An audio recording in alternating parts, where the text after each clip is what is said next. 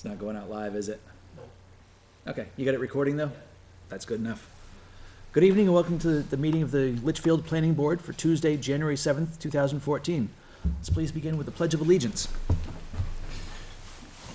I pledge allegiance to the flag of the United States of America and to the republic for which it stands, one nation, under God, indivisible, with liberty and justice for all.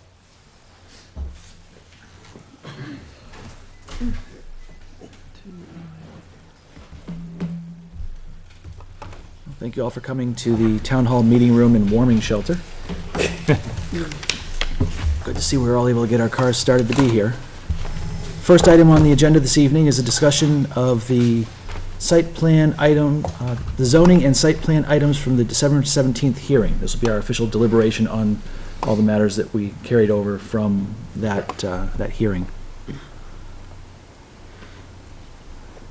So, where should we begin? Take one order? I think that would be the easiest, yeah. Yeah. Start with the non-residential zoning districts, since that shows up on our list first. Oh, excuse me.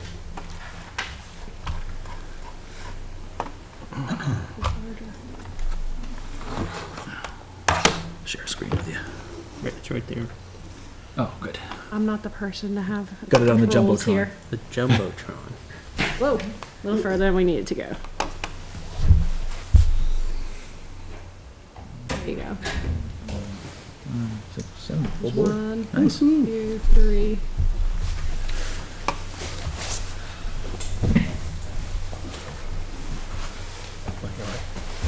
Yeah, some reason why I'm voting forever here. That's right.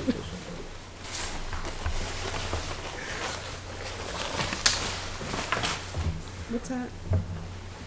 Or just let it go for a couple minutes. Stop popping up. Go for a minute and see if it comes down.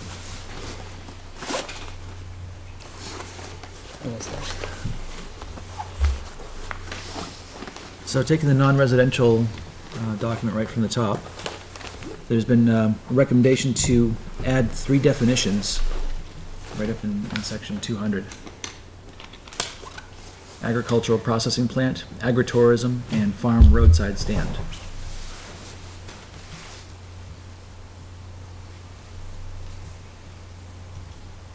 Because we've decided to table the ag overlay district, the recommendation is that we consider adding these in the non-residential zoning. Are you getting that through the link? You have the link to Jones End Out Yeah, it was, for the site. Comment, it says comments and potential revisions to the non-residential zoning. yep, So if I click that, it sends me to a page that, sorry, you're unable to find the document at the original source. It's down below. There's nothing down Anyways. below. Then, well, no, on the original, Yeah, believe that is Of the it. second from the bottom. Yeah, sorry, this is, because it's huge, it's truncating things. Okay. That might be, that should be it, I think. December 20th? Yeah. Okay, I'll use that one then. Sounds good.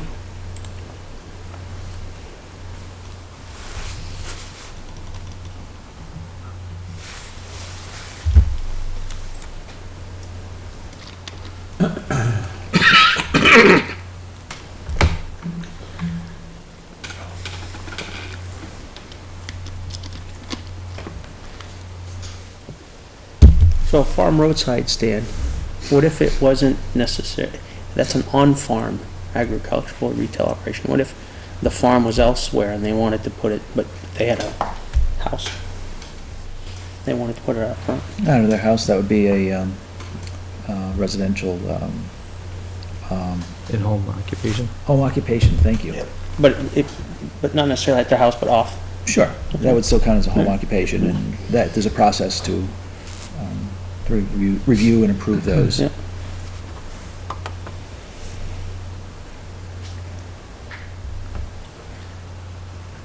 So are these definitions referenced anywhere else? And does that change the discussion from last time? No. It's just adding them in as footnote in them for the future? No, it's because some of the revisions that you had proposed previously to the permitted uses, you had Oh, but we didn't define what they were. expanded what agricultural uses included, but didn't have definitions for them. The definitions were in the ag overlay draft. So you pulled those exact definitions from the overlay into this one? Just into here, just so that they wouldn't be lost, because now they were kind of orphaned terms without definitions by tabling the ag overlay. Now we have them, we got them in there where they can be used. I see no problem with it.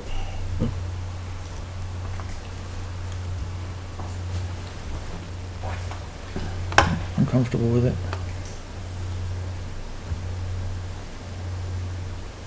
Moving down to 408.04, lighting standards. I'm just gonna highlight the things that you change and agree to or revise tonight. I'm just gonna highlight in yellow just for our own purposes Okay. at the end of the evening, so you can just have it for reference, but the version that goes out afterwards, clean it out. Yeah.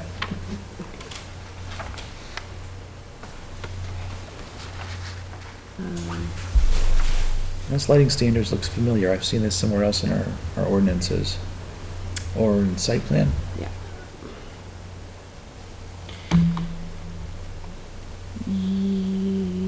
Maybe. All right, so this is when you guys get to see the mess that I do behind the scenes while you guys talk, when you come up with questions.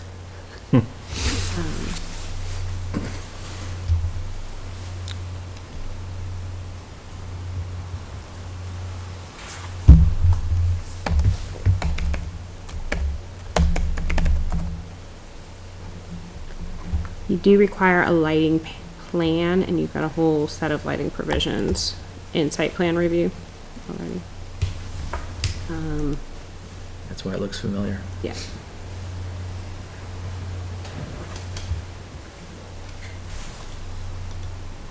If I recall, it's pretty comprehensive here, so I don't know that there's much necessarily to address. Did the attorney not know it's referenced there, or was he, No, those he was are, only looking at one? those are comments from the not from the hearing, those are comments. We had met prior to the hearing, with a few people, and so that was something that Okay. Andy Perlman had sent in as comments. So it's But he just- said it could better be addressed through site plan review, but it is. But it in is, site plan right, review. exactly. So it's a So- moot point then. Where'd we go? And it's not doing any harm where it is, the way it is. Because nothing can be passed without the site plan review anyway, so Right. why not have it? You just leave it just the way it is, Jeff. Well, this is non-residential, so let's consider that. Yeah. Business may want a sign. Do we want to have these restrictions But imposed it's- on a business with a Yeah, sign? it doesn't affect the sign. It's still nothing going into the adjacent properties. No electronic signs.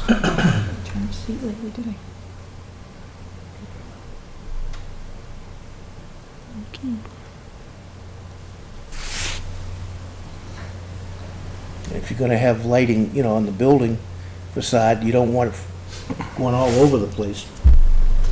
You want it on the facade and not 40 feet in the air above the building. Right, I'm just thinking So- a business that may want to put a sign out on the roadside to attract attention to themselves. Nothing there stopping them. As long as Just it's not that- an electronic sign. Shall not blink, flash, oscillate, Right. or be of unusually high intensity of brightness. And I can appreciate those limitations. I'm just questioning if this is the best place for those limitations to be. Well, yeah, because, that's, for safety concerns, those limitations, I so. know, I drive down Lowell Road every Yep. morning before sunrise, and I see that big obnoxious sign. Yep. I don't even know what that place is, but my God, that sign is bright. They'll come off on exit, on South Willow Street. Yeah, the mortgage place. Yeah. Oh, It's yeah. like, even in the daylight, it blinds you.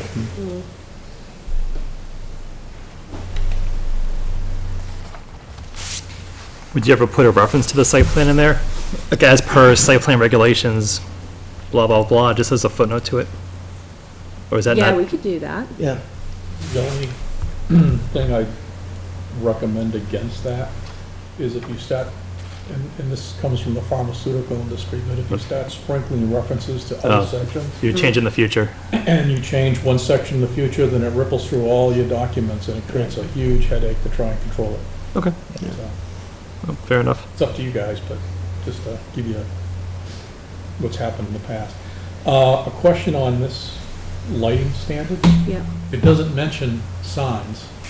no, It's only for site lighting, right? just for lighting.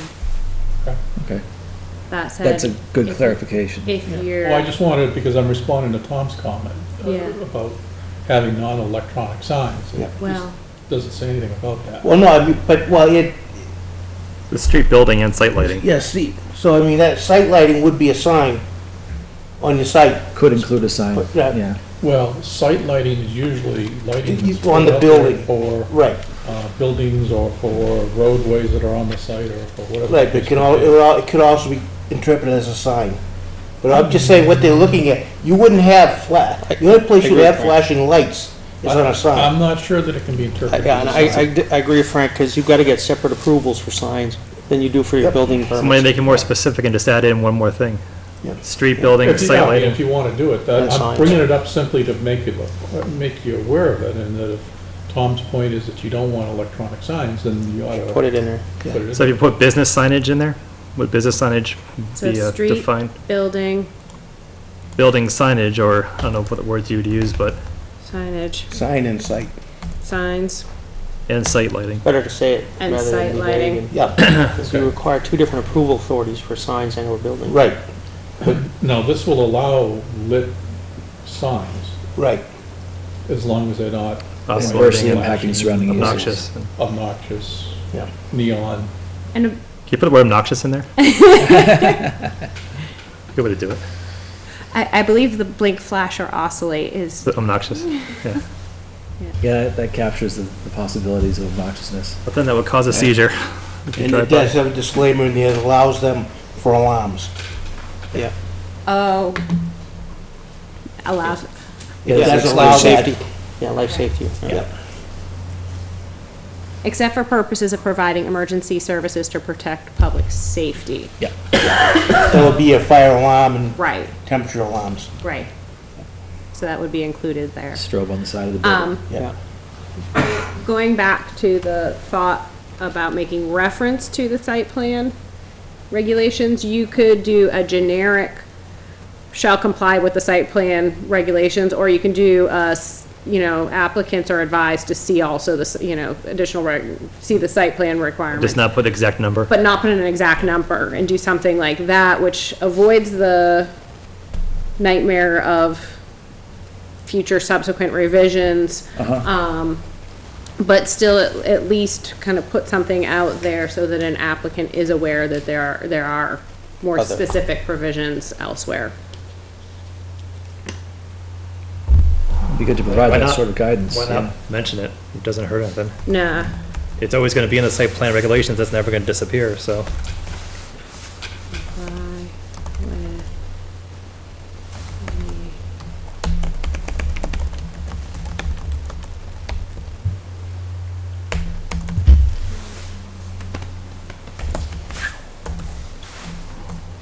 This is where you guys make fun of my typing. No pressure.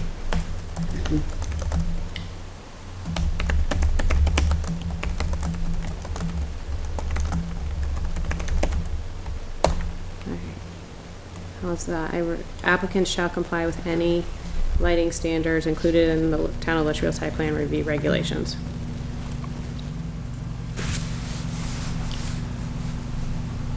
You can almost get rid of everything else in that paragraph. Well, I like Or that. be redundant better.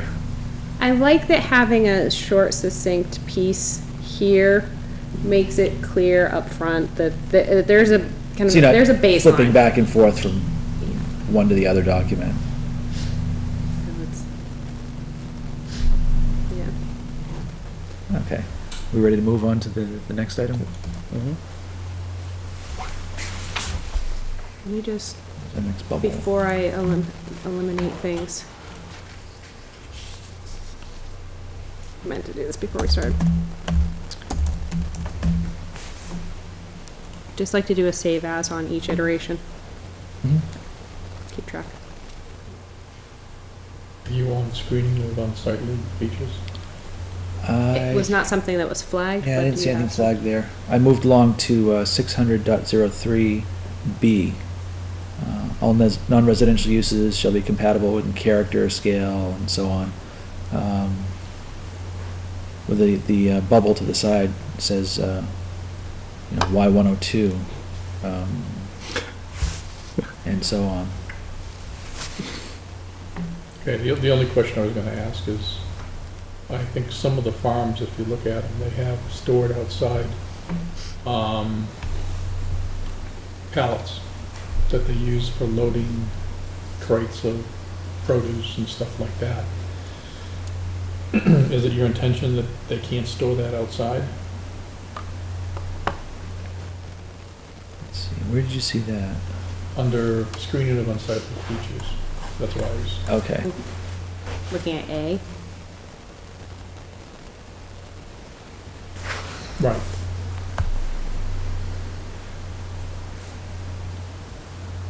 Mm.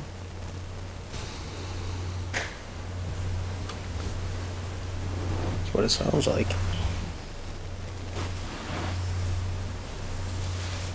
Good question. I don't think that, from my perspective, that's not the intent, but that's not what's important. It's your intent. Right. So. And I'm assuming that if there's something like this, you want it brought up, right? Of course. Yeah. Okay. I don't mean to just jump from bubble to bubble. If there's anything of concern, please bring it up. Yeah, the bubbles reflect testimony that was heard at the hearing.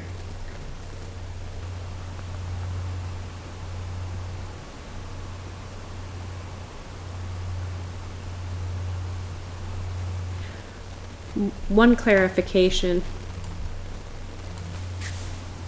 Well, the whole section is non-residential. I guess the bigger question is, does that include agricultural uses? Or Junkyard. They're just commercial. Or is it more the commercial industrial? You know, this is mainly for what you're talking about, like the junkyards or the, you don't want to, pull up behind, I don't know, the larger scale is not really applicable, but, you get behind Target this time of year and they've got this massive pile of sand and trucks and crates and delivery stuff and. Right. It's Big out behind mess. the store, so it's not seen from the road. Right. I guess my only Tim's thinking Turf has was, got all his materials out. that you're talking to farming operations, and Yeah. farming operations aren't, I'm gonna call them warehouse operations, and that you have a building you can put Right. stuff in and everything else. I mean, Right. these guys are basically, going flat out from Yeah. March until November, and they're moving stuff around, they're doing all types of things. When the vegetables start coming in, they don't have places to store them Right. that are outside of, I'm gonna call it public view. And I think people expect a different standard for a farm, a working farm, than they do for a residential area. So I'm not sure whether that section needs some, I'm gonna call it loosening up, or what do you wanna call it, but I just think that we're dealing with a farm, not a, Yeah. And people no. like the farm atmosphere, so that Right. kind of goes with it. Yeah, that is part of the farm Yeah, operation. Right. It wouldn't We be should part of define the- it more than. I mean, they're storing hay, they're Yeah. doing, all types of stuff. Yeah, you wouldn't expect that as part of a retail operation or any No. other sort of a business, If- but it's part of the farm. If, it's like just on the part of bottom one, business. see there, it says all rooftop conditioning and stuff, I'd expect that on a, commercial development. Yeah. Okay, but I wouldn't necessarily expect I'd see the same types of things in a farm. The barn's not air conditioned. Well, somewhere. What if we simply did something that added the caveat that it was with the exception of agricultural uses?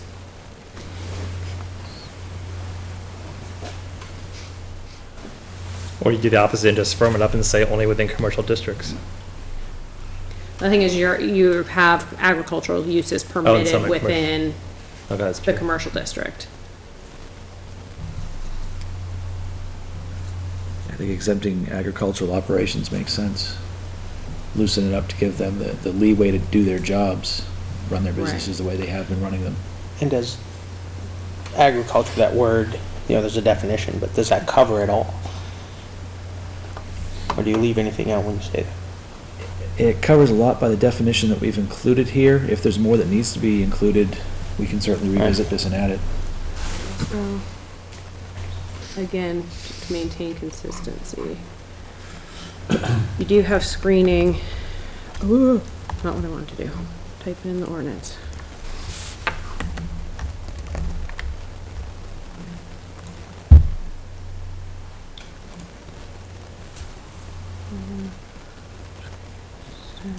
Building screening. Yeah, you only had here the rooftop for there.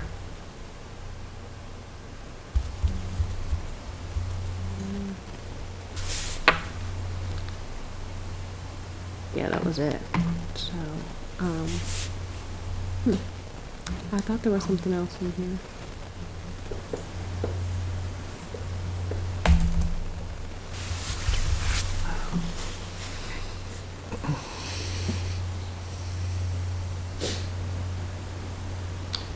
Service delivery and storage areas and drives. The visual impact of service and delivery areas shall be minimized. Loading dock service areas shall be located in areas of low visibility, et cetera, et cetera.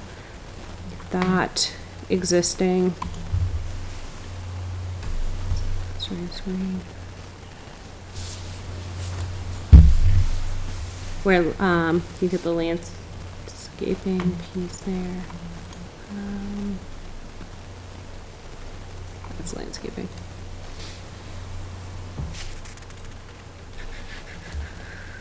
Building screening, that was back to that one.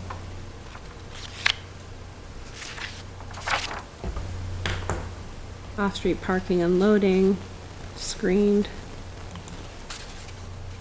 Buffer yard, big buffer yard, piece.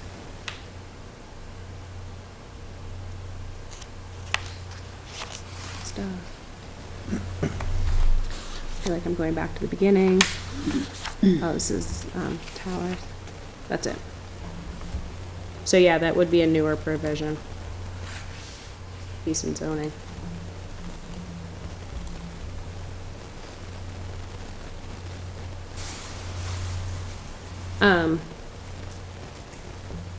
It does say from commercial industrial byproducts. That's the other piece. I think that's the. See it? Most of the farms in Litchfield, well, the majority of them obviously are commercial industries. I don't know.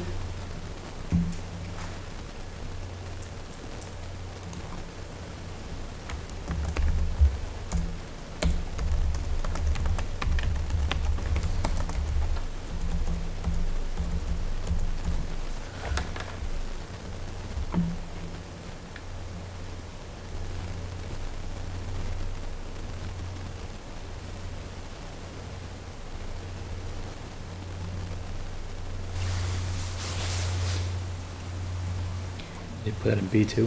Huh? You put it in B also. Loading docks, receiving areas. I mean, farms have receiving areas.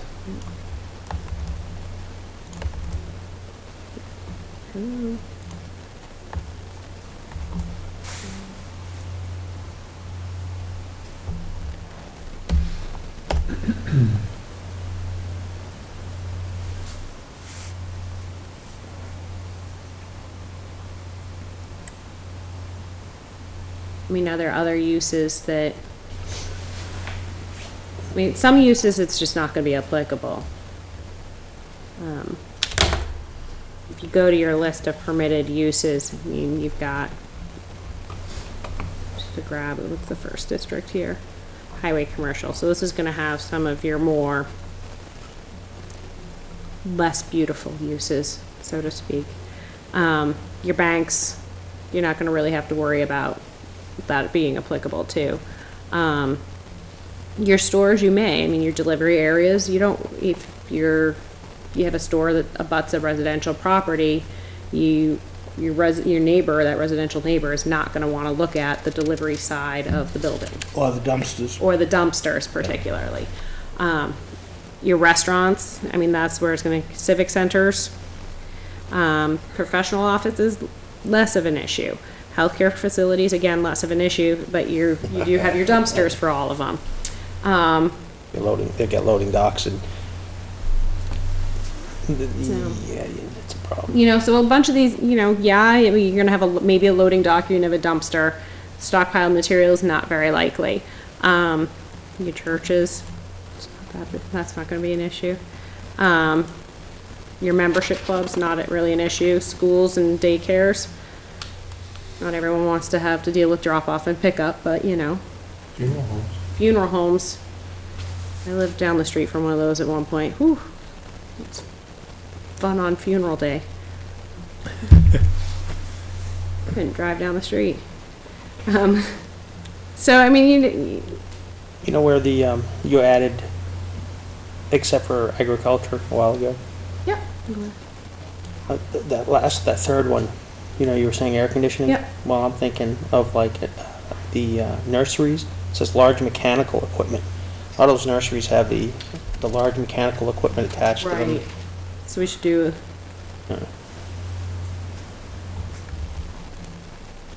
Replicate again. Yeah.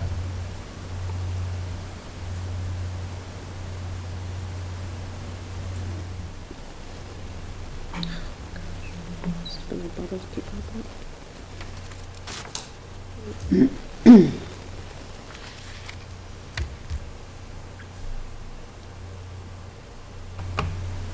Is that okay? Yep. Yep. All right, technically agricultural uses should not be capitalized, so I'm gonna correct that.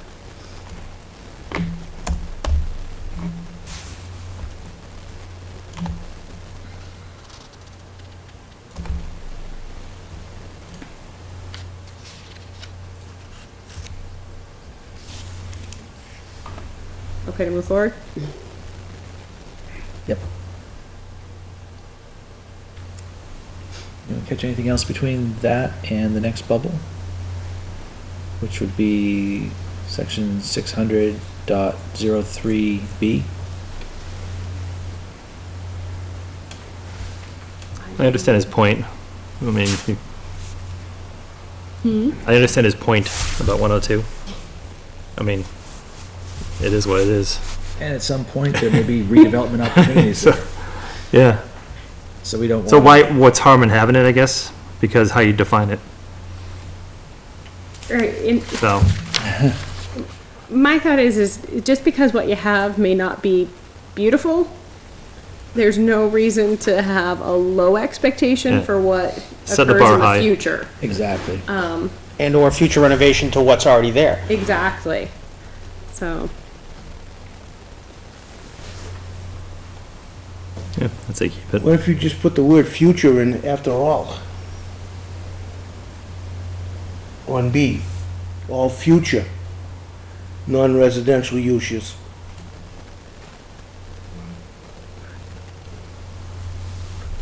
yeah, I mean, But the only thing you ever in a affect is the sense, future. anything in your zoning ordinance applies to anything future because it applies to applications as they come in. It doesn't apply retroactively to existing structures.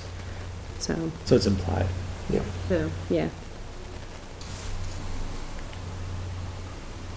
But we can add the word if you want. I mean, yeah. No, because when they come in, then you can make the argument, no, this is future, it's not right now. Right?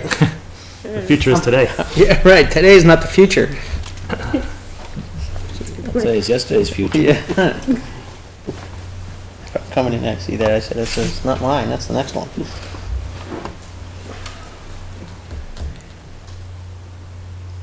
I'm comfortable with this language as it is. Okay.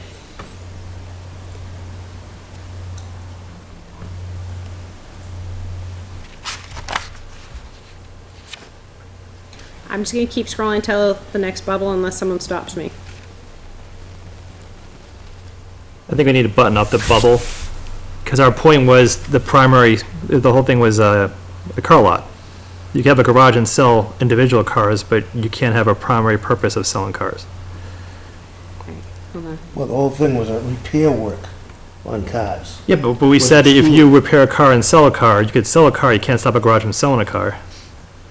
But we don't want a car lot. That was the whole thing of not having a used car lot on 102. It's already garage on 102. No, it's just off the side. But I thought we would just, the purpose of it was not to stop someone, it was as a primary purpose, which is different than having a primary purpose of a garage that sells vehicles Well, no, on a Monday, we had Tuesday. excluded repair and salvage yards. Yeah. So if you wanted a garage, not to sell a car, Yep, just for service work, like Warren's, yep. you couldn't have it the way it's written.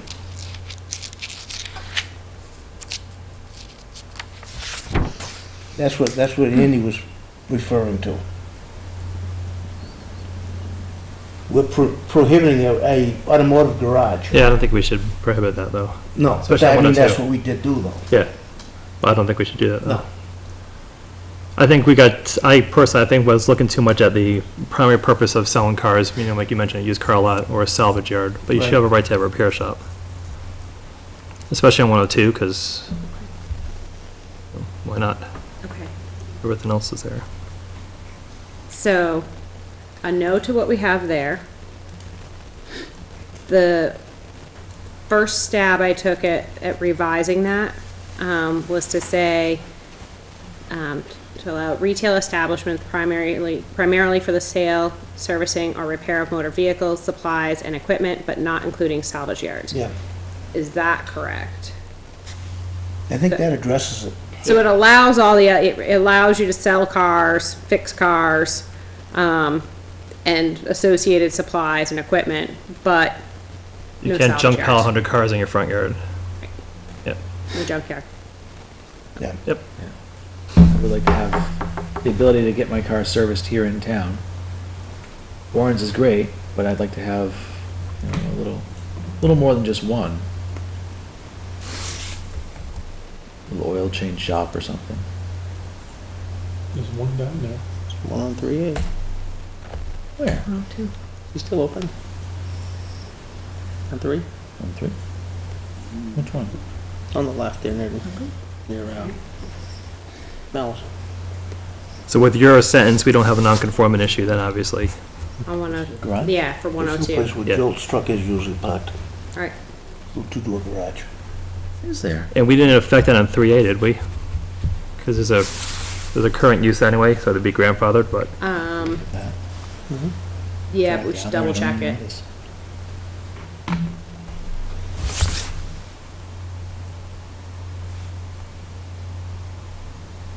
Heading out of town towards Hudson? the permitted uses is not by where the commercial zone's located, it's overall for non-residential. So if we fix, This is by use. I mean, this is by district, so this is the list of Okay. permitted uses for the highway commercial district. okay, So it's, yeah, it is limited to that district, that'll be this, so that pink blob along 102. okay.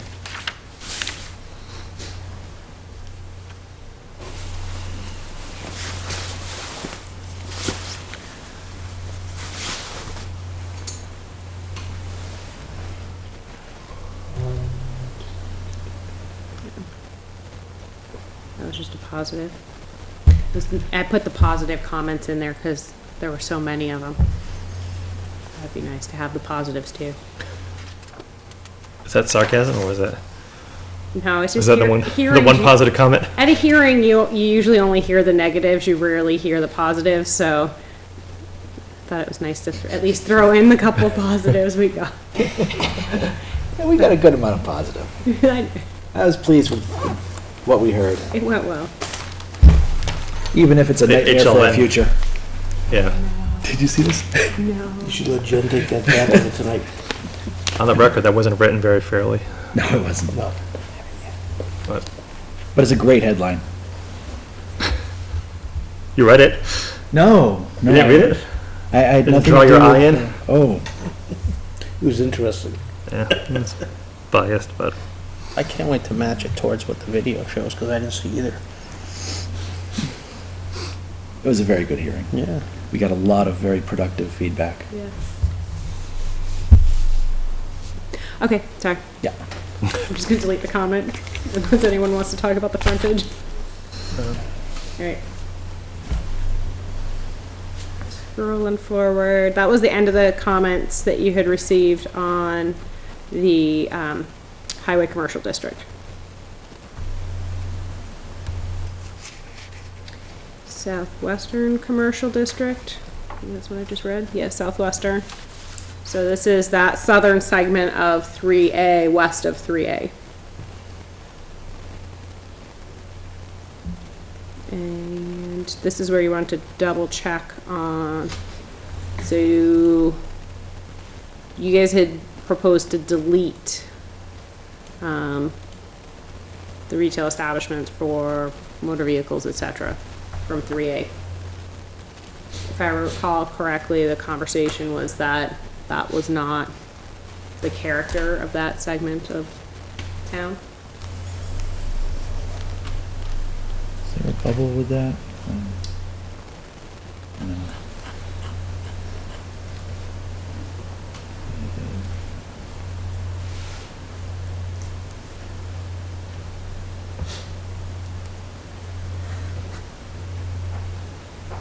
The original language here did not include service centers. And this is where the language for 102 came from. You guys had looked at this and said, well, this provision makes sense to have in town, but not in this location. And so you proposed to strike it from 3A and move it to 102, where you Right. felt it'd be more suited.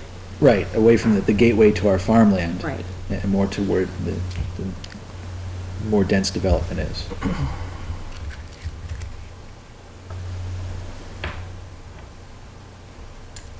Any strong feelings from any board members?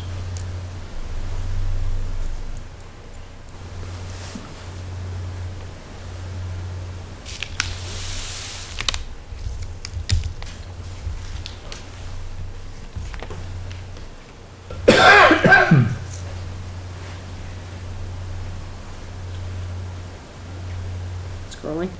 Just a question on gas stations.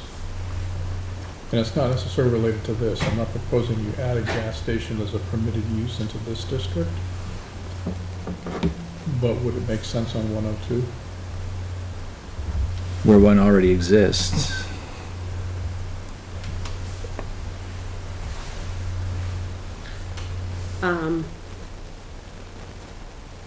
Sorry to go back. No, it's okay. You've got, no, that's not including gas, so that's, sorry, so that's still southern, southwestern. Okay. The only thing I'm thinking about though is how the Aquifer Protection District overlays with that, and whether it would negate the ability to do a gas station except in those small pockets where you don't have the Aquifer Protection District. But if the aquifer changes in the future, then isn't it easier to do the permitted use now, and if it can't be done because of the aquifer, then it can't be done? I mean, there is already one there. Right. And where else in town would you put it? Or allow it? Otherwise, you're saying you don't allow gas stations in town. Except the north section by the airport, but that's an aquifer district too.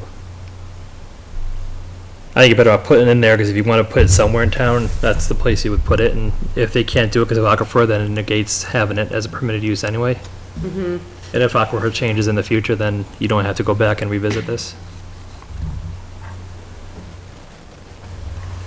Right.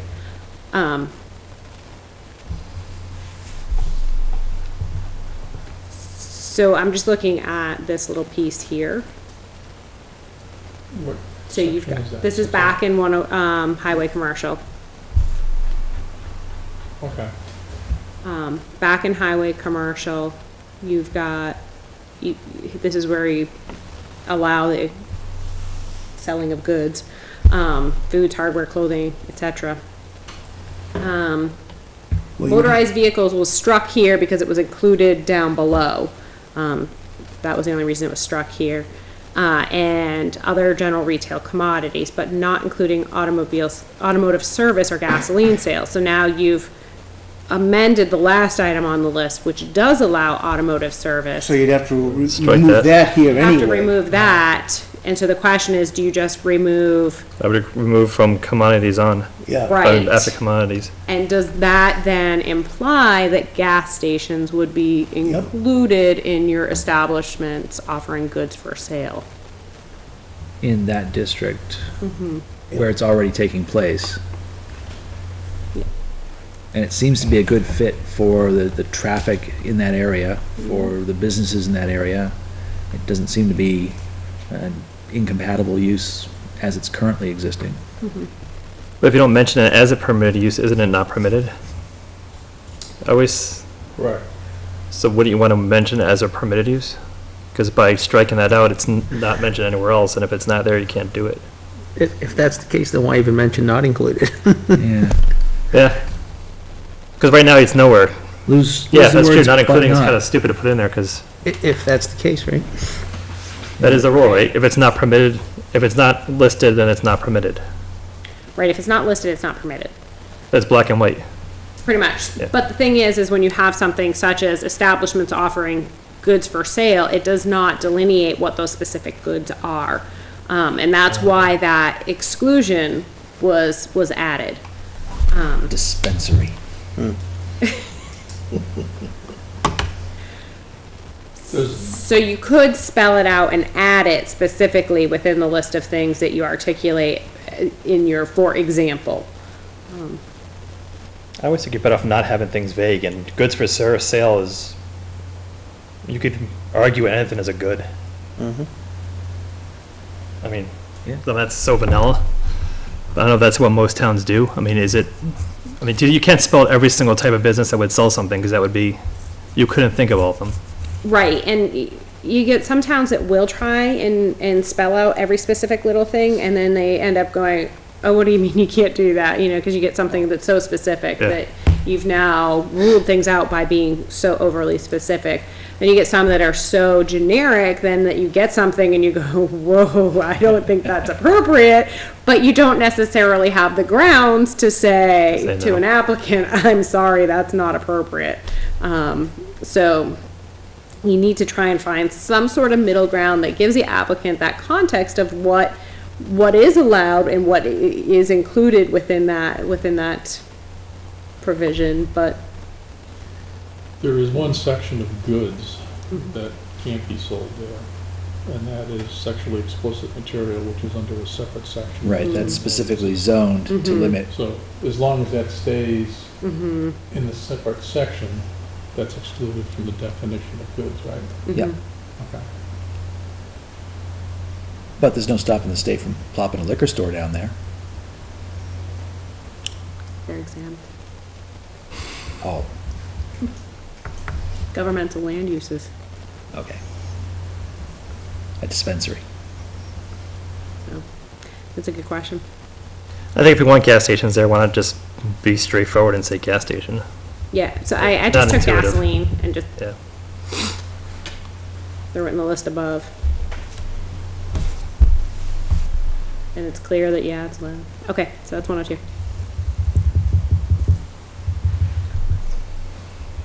Still have the gray space, that means there's still bubbles out there. When you hit the last bubble, it magically disappears.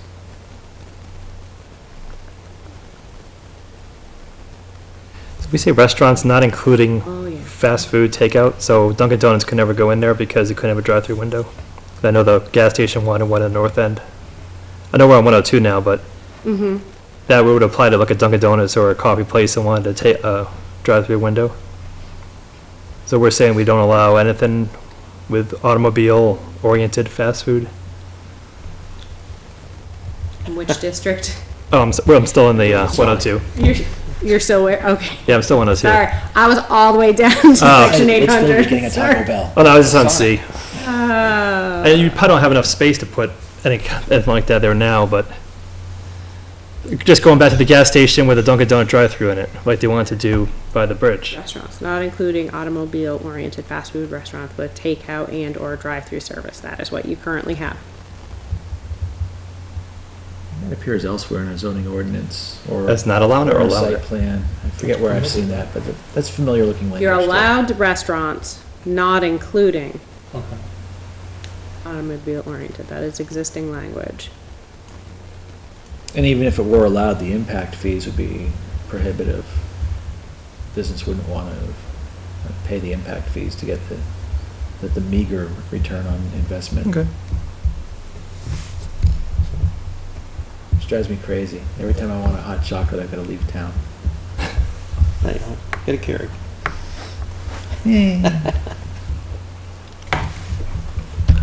Okay. Scrolling. So where were you? 800? I was looking for the next bubble here.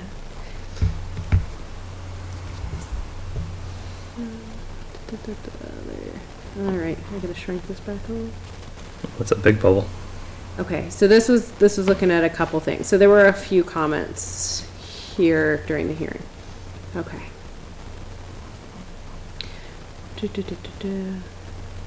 Okay, so you had folks from New England Small Tube who were concerned that their type of use is not permitted in the district, and would they not, therefore not be allowed to expand.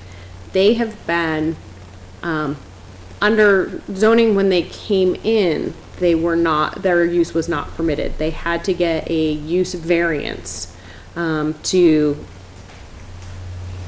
build their facility. So they currently have a use variance. That use variance runs with the land. So if they were to expand, they'd need to come in and go through the application review process for an expansion, but they've already been granted a variance for that particular use. So in that specific instance, no, the list of permitted uses would not preclude their specific business from expanding. What if that's for that one lot though, right? So what if they bought a lot next door to expand their business? They'd have to get a variance for that as well, would be how they would have So to. that would be permitted if they wanted to buy the lot on each side and expand. We would allow that, They which I would- think we should, so. So, right, so right now you've got, I mean,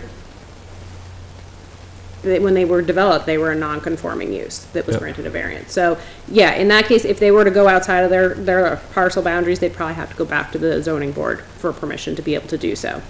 But If they they- were working within their existing parcel boundaries, they're now allowed. I know you can't predict it, but is there a chance the zoning board would say no to expansion? Because this is grandfathered in, I think we should not discourage a good business in town that hires town people to not expand. It So- fits the area, it's innocuous, I mean, Right, so But again, that's, it's a zoning issue. right, well, it's a zoning issue, but that's something unless we that, change it. unless you change the list of permitted uses. So if you look and say now, okay, you know, that use is appropriate for that district, you can make some change to the overall list of permitted uses. You know, you can't guarantee that a board would issue a variance. It's a case-by-case specific issue. I don't see why in that part of town, because you have the bridge there now too, why you wouldn't.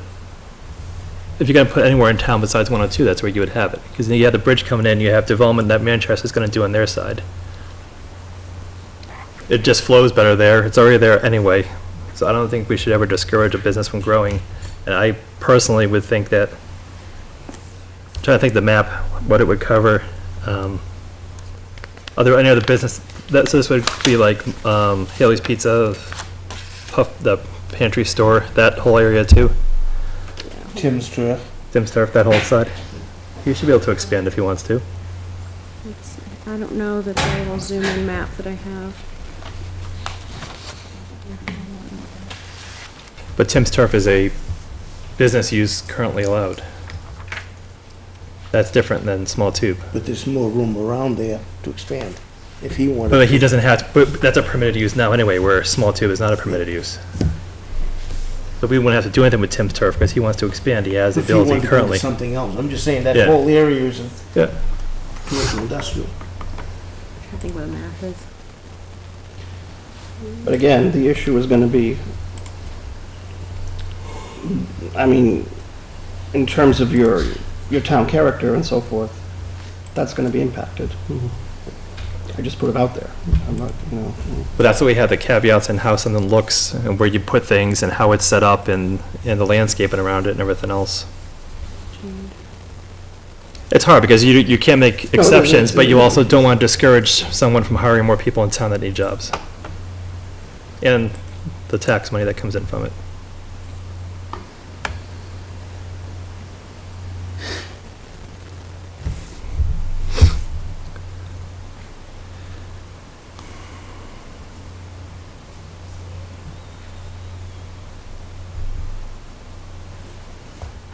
Well, that thinks. I kind of like I hear you, Mike. I think I kind of like it the way it is, though, because it doesn't allow wholesale anybody to use that land. However, if you open up the permitted use, then it could be anything that fits that. Well, that goes into the next comment on this. It's not open up to everyone. You Where could, she tailor it. decided what size is too small or too big. Mhm. If we wanted to put a big box store in, why couldn't we? Right. How can you stop us? Well, by saying that all non-residential uses shall be compatible in character, scale, and design with existing Yeah. developed Well, properties I in know. close proximity. But that's what she's saying, Well, look at she doesn't agree with. Freeport, Maine.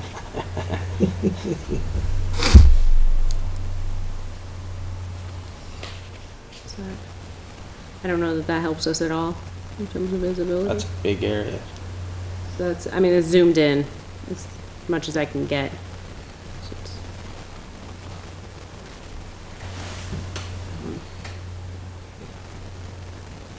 Zoom out. It's not.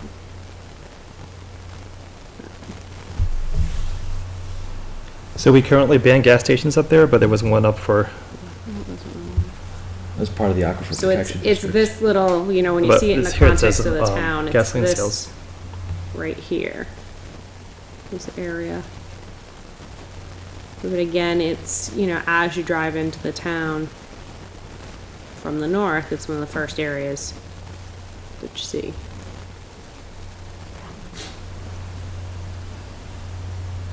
Yes, the gateway. and we're to a small tube on that, agricultural- they're up by the, Yeah, that's the church. Yeah. Do you know which, Yeah. more north of,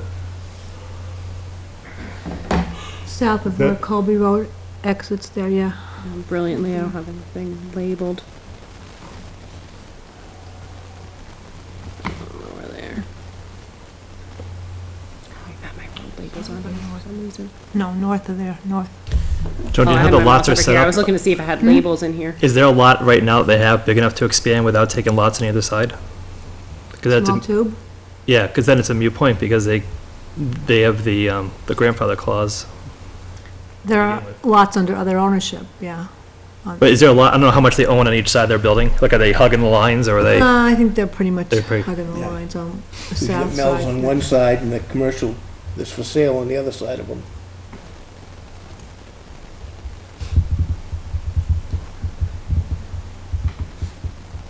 I don't have roads labeled.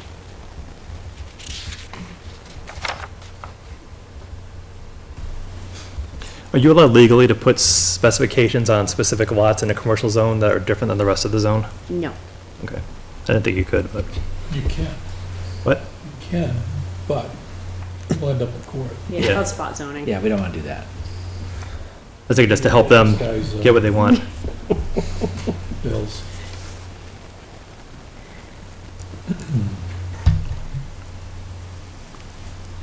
True. Maybe. So the way it's written now, we would not, we would allow it. Way it's written now, for light industrial use on that specific lot where they have an existing variance, they could expand within as long as they are on their lot. If they were on another lot Then they or couldn't do adjacent it. lot, they'd need to go to the zoning board. And your fear is by defining light industrial, you open it up to bigger, less, Yeah, I don't know. I just understand their point, and I'm sure they're getting courted by Londonderry to go to exit 5 where they're putting everything of their mother in there right now. yeah, hold on. And you lose jobs, you lose taxes, you lose, What are all those buildings in the airport? Are they considered light industrial that exist now over towards FedEx, that area? I imagine they're heavy industrial. Yeah, some of them are gonna be. Some heavier. might be, yeah. Well, there was an interesting one we ran across today. It's called Rye Harbor Incorporated. It's a distiller. There's no guarantee that if we change it, that they That you get wouldn't what you want. leave anyway. You know, and I kind of adverse to changing requirements for one specific user with no guarantees. You know, you gotta look at the broader picture of what the intent of the zone was and what the intent of light industrial is, and I think you'd open it up to too many things as light industrial. A lot of unintended consequences. Rather than if he needed a zoning variance, he Exactly. could come I in and mean, get it. I don't know.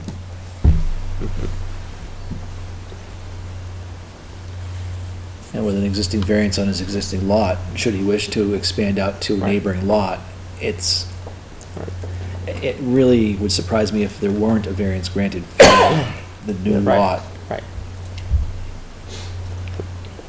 Could always merge lot lines. There's options. There's less unintended consequences doing it that way. Yeah, but I don't think the variance goes with the new merged lot. And if it doesn't, there's that existing use that's in place currently. It would be hard for the ZBA to say no to that. I'm not saying that the ZBA would go one way or the other. I think, though, that Jen's correct, that you can't depend upon the ZBA or any board to make, a decision one way or the other. Right, each board will decide based on the merits put before them. Mm-hmm. I mean, they have a whole set of different standards, so. Right. We do, so. Especially for variances. Yeah. It's really a hardship issue. Well, it's still a hypothetical, Right. So, all of a sudden you open it up, then you've opened it up.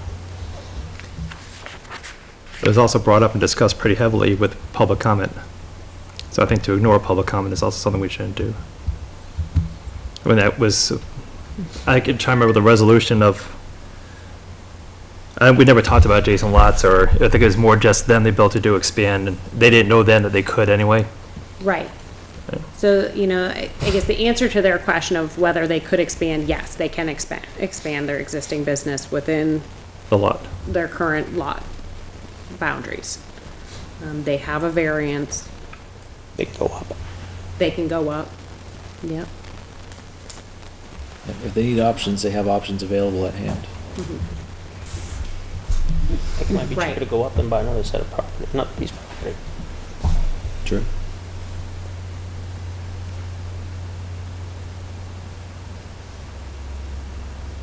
But I guess the question is, as the planning board, we are setting for what is permitted in the Right, town. right. I follow this. So I guess the question is, what do we want to see for the interest of Litchfield?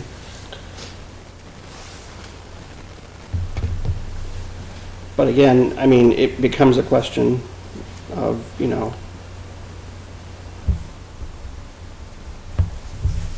how we want to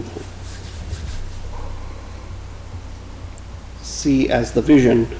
Do we want to see the industrial part of this, or the light industrial, whatever it is, to be part of it? But how far do we want to go? Yeah. And that's,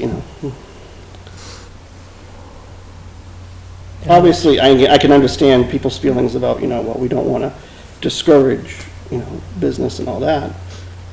But again, there are, as we've mentioned, unintended consequences, and I think there are things that we have to really be cautious of, going down that road.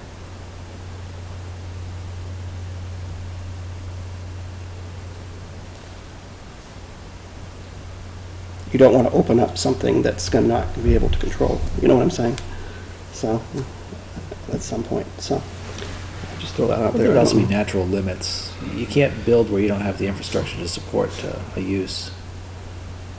A lot of industrial uses would require septic, water, things that we just can't provide because we just don't. At some point in the future, perhaps, I don't see it coming. The unintended consequence, though, is you don't know who is out there that says, I got the money, I'll foot the bill. And then more and more will come Yeah. because it's been built. Now it's built.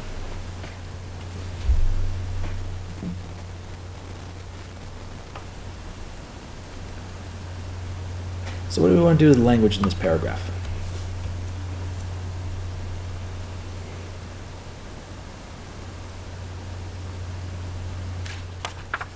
Made a comment about setting the tone. I mean, again, that's the wiggle gray area. It's not black, it's not white. When you mentioned small-scale development being encouraged.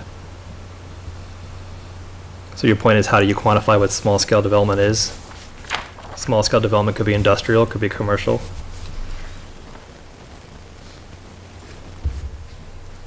Your whole little bubble thing, was that you that wrote that? Mm-hmm. Yeah.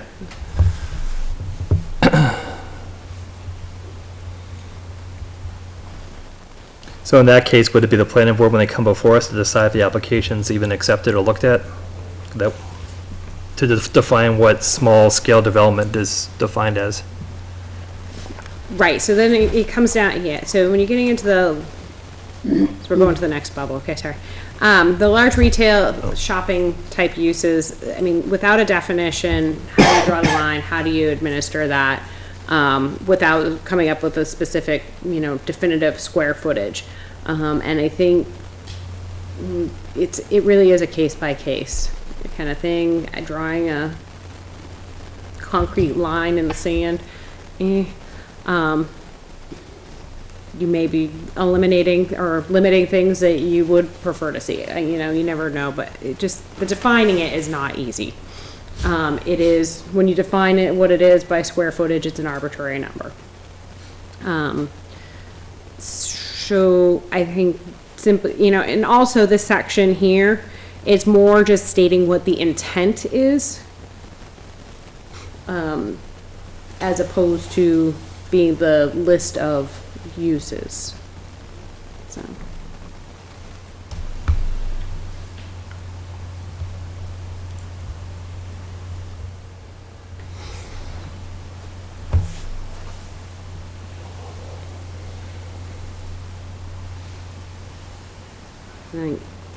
Kind of pulling into what Kevin said at the hearing, he said, well, but having this item B here kind of contradicts. This doesn't specify the size. It simply says the use. So.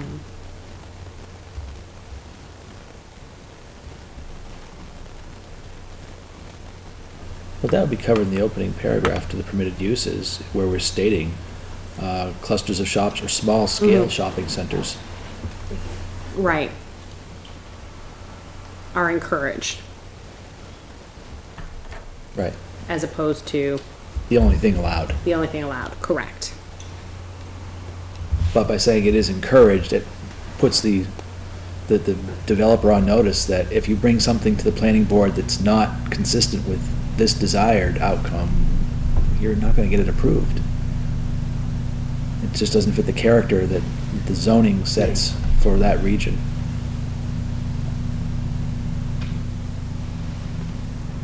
We could strike that line, the large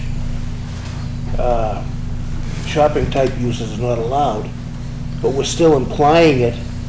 Right, you're They've still got to prove implying. how they can do it Yeah. and keep in the character of a small town. Right. And, and the other thing is, seeing a lot of applicants get a little bit more creative with their larger structures and really work with the design end of things to provide better articulation of the structure so that they don't feel immense. Yeah. So if you got an applicant that's coming in with something that's a larger structure, then, if they can show it and design it in a way that has that smaller feel to it, that breaks it up, makes it look like multiple smaller buildings, then you're at least meeting that character intent. Bottom line is what you were trying to say here is you don't want a giant unarticulated windowless box plopped down in town and say, here you go, Exactly. here we are. A good example of that is the Salzburg Square on 101. It's a big area. It's all small stores. It is, yeah. It fits in with the character. You mean the German influence in Amherst?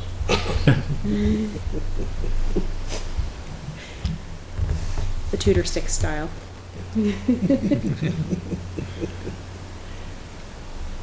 No, but you're right. I mean, and even, I know the outlets are not what folks are looking for, but you get into the outlets, they're smaller buildings. Once you get in there, it's broken up. You get lost, but it's okay. Yeah, just go to Kittery.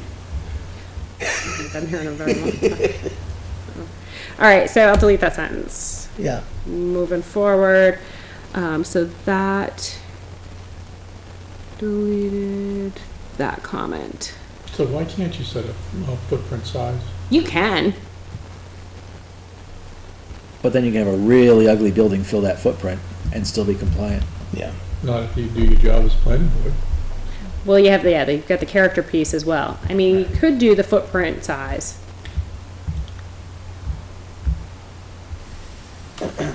We can research them right now. The problem is we'd have to come up with what that proposed maximum footprint is now. And be able to justify it to the public at the hearing in 2 weeks. Well, and then you got, what's rattling around in my head is there's a character piece, but it's also, it's still business and traffic and everything else. So again, if you've been to Freeport, it's a beautiful little town, but in the summer you can't go 10 feet in 10 minutes, because it's jam-packed. It looks great, and that fits every one of those things.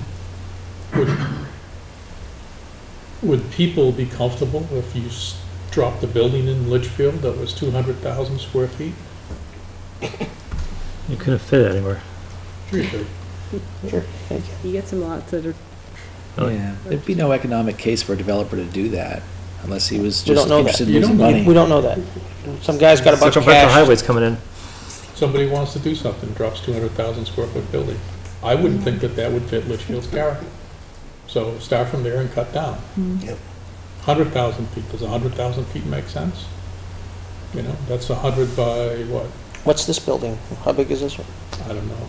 I don't know the size of it. I just know 10,000 square feet is basically 100 by 100, right? Right. Does that make sense?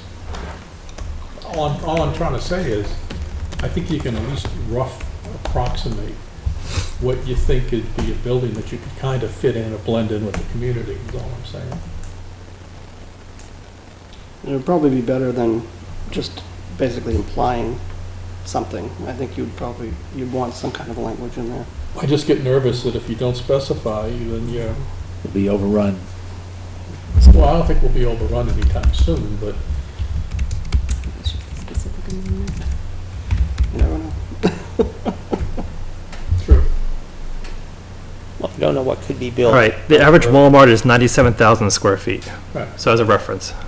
So 100,000 is not a super Walmart, but a Walmart size. So that's 100,000. Just as point of reference. Would you want a That's good size. Walmart? So you Would you that want a size? Walmart in town? No, but that's bigger than I thought. I thought it would be a bigger number than that. But I mean, that's. If I thinking of a Walmart, I would think it'd be more than 100,000 just by looking, just No, that's like eyeballing going up it. on, in Manchester. But now you've got the store, but look at the land that goes with that. And you have setbacks and you have side, you have everything else that will control the size anyway. Parking lot. This is all messed up. The Home Depot is about 105,000.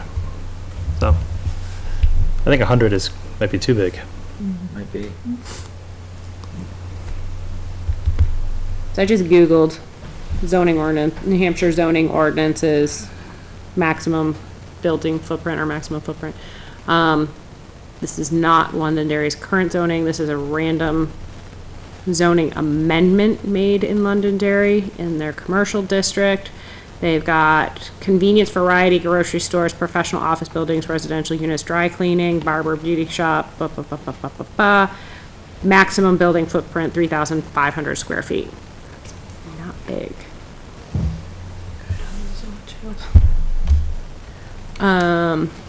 Alton, a little bit more. That's not applicable. very big when you think about it. No, not at all. No, 35 by 100. not big at all, yeah. But where's that, where's that applicable in town for them? Their commercial zone, from what I saw on the top of that. Yeah. Well, it can't be the 102 commercial zone because, No, they got, I'm sure it's not. yeah.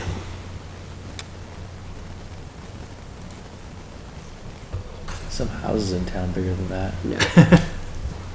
It's true. Your house, right? After the additions. If you go up behind where the market basket is on 102, in Londonderry, Yep. there's a nice little office park up in there. It's very well done with smaller buildings. There's like 7 buildings. And they fit in with the rural character. But you gotta think of how it's the footprint for each building with a total footprint size per whatever. You have to control that because they could just do separate buildings to get around it. So I guess how many square feet do you want?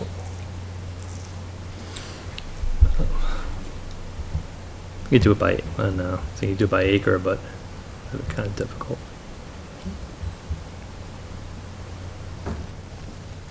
No, I think we should put something like not to exceed.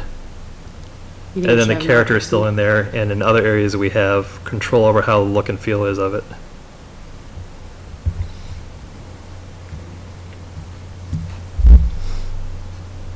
Well, how big is the small tube and? or I was just Googling that. Mills I don't know if it's gonna or come up. something? Probably not. You can log into the assessor's database, you can Well, it's pretty big. Yeah. Well, it's pretty good size. be able to pull up the building footprint. Grocery store. Well, it's taking a What while. about the warehouse across the street, that big blue building used to be Facets? It's a good sized building. Facets. John, who's the assessing company? Avatar? Distribution. Shop. Is that who it is now? Look at That's not what I want. There you go, Avatar. That's the wrong one. It's the wrong avatar. Yeah, I know. Sometimes it makes you think those are the same people doing the assessment, though. From some other planet. Oh, I forget what it was, though. There's a way to do it. Do you want me to go look on my computer? Should I just bang it in guess and guess? I think that's what it is. Who would have thought? It might be. I'm not sure. Oh, wait. What's I the think name it of was the just do it CEO? anonymous. Yeah, okay. What's the name of the CEO and what's the name of his dog? Pete. No, it's the Oh, street. now you into my document. Ta-da! Have any of you all heard of Gary. a ratio called floor area ratio? Ah, Huh. now it is. You have to know what it It's is. in a lot of zoning requirements, Let and me go it look up, basically determines this, L's building and sizes in Small- relationship small to tube. the lot size that the building's located Let on. me see here. John, don't you have their home number? Can't you call them? No, too late. I'll mention something that sounds interesting. Floor area ratio, FAR. Oh, Anything you're familiar with, Jen? yes. Hard to write? Oh, yeah. No, you just say a maximum floor area ratio of, Yeah, but then you gotta go how to define it and calculate it. and all yeah, that fun stuff. you gotta add, yeah. The thing is, because it takes into account more than just the footprint. It takes into the total square feet of the building. It's the ratio of your building volume to your land area. So if you have an FAR of 1, it means that your total gross area of your building is equal to the square footage of your lot. An FAR of 2 means essentially you take a building, cover your entire lot, and build it 2 stories. Something that's an FAR of 0.5, that means you take a single-story building that only covers half of the lot. So it's a ratio, and it's way more to regulate the volume of the building. It's not commonly used in New Hampshire. And I'm sure we couldn't get it done in one night. We couldn't get it done in one night anyway. Still early. It's late. Unless you don't need to define fire. Huh? Unless you don't need to define what fire is. I'd say you probably would, simply because it's not common. At least in the area, it's not common. I think if it was a more common term, then you could maybe get away without defining it, but I think you really need to. I mean, there's some standard definitions you could pull and use, but then you also get into, is it your gross square footage, your net square footage? If it's your net square footage, what is included within your net, what is excluded from your net, and then you get into all that funky stuff that previous career, I pull my hair out doing square foot calculations. So it'd be pretty easy to staple something up front in the definition saying, FAR reference this Architects Association specification, No. and then placing throughout in the various No. districts, No, building not to exceed FAR of 0.25 gross, Turn his mic off. and we're done. Trust me, I've seen it applied so many times in different countries and and Yeah. Massachusetts has, each Yeah. town has their own. I was trying to build a facility in Framingham, Mass, and their fires were different than they were in Southborough. Well, local community character. Yeah. But unfortunately, the lot I was developing was straddled in both towns. well, oh, Massachusetts has home rules, so we don't, right, it's the difference. yeah, you're right. The other way to get around that is not to talk about footprint, and just talk about the total square footage of the building. Well, when you You have a height limitation.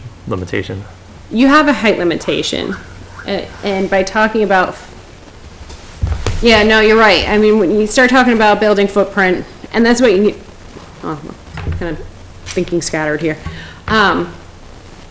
When you're thinking footprint, you're literally just thinking footprint. How much, when you look at the ground and you look at your lot from the street, does the building go the full width of the lot? Does it only do so much of the lot? You still don't know how deep it goes, though. So that's part of it.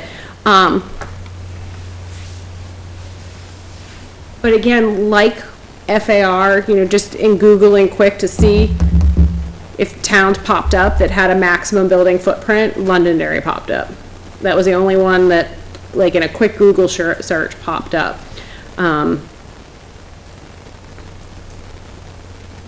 So again, it gets back to, it's not as commonly done because I think generally boards kind of get to this point where they sit there and go, well, what's big, what's too big, what's not.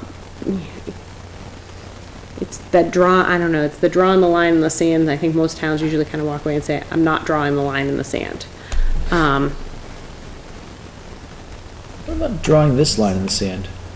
Large regional shopping type uses exceeding 70,000 square feet are not permitted. Don't hold me to the number, put a better one out there. And that would knock out big box stores because they're not going to build a store that's smaller than their normal foot. They chuck them around the world. They're all the same. So if they're all around 95 to 105,000 square feet, then without saying it blocks big box stores, it does. Because it's not economically viable then to build a 70,000 square foot Home Depot here. Yeah. And I also think that when you start adding in your restrictions on impervious coverage and parking requirements and everything else, it all tends to Make it smaller. limit the size of the building that you're talking about. But it is relative to the lot size, though. So if you get an enormous tract of land, and you still can only put in, depending on whether you've got that conditional use permit or not, 15% impervious or 60% impervious. Oh, I'm saying in addition to setting a Oh, right, maximum right. square footage Right. size of the building, all those Right. other factors also help to limit the, Right. Yeah. This is just one additional tap on the brakes to prevent something from too large of a scale coming in. I mean, it's still a big building. I know you just do it. That's Yeah. huge. Yeah, it's just a number. Put a better one up.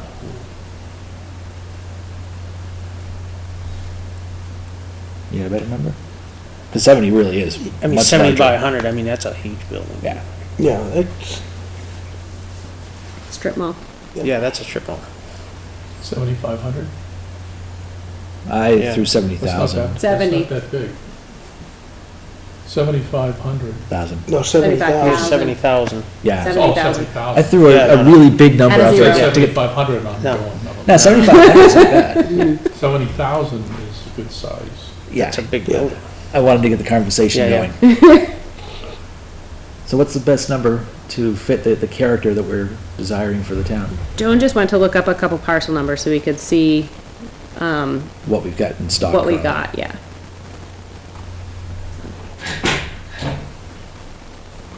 Just in time. New England small tube is only 9,450, just the section that they're in. Nels is 2,480, and the Old Facets building is 11,520. So small tube was 9,005. 9450, yeah, just, They just own, the they own part more than that half, they're- right? They have about 3/4 of it. Yeah. So it's probably about 12,000, 13,000 for the whole If thing. you pick 20,000, that's gonna be basically a building 200 by 100. Yep. In rough numbers. Okay? You can probably come close to fitting that in. You may wanna go a little smaller or whatever, but that might be a starting point.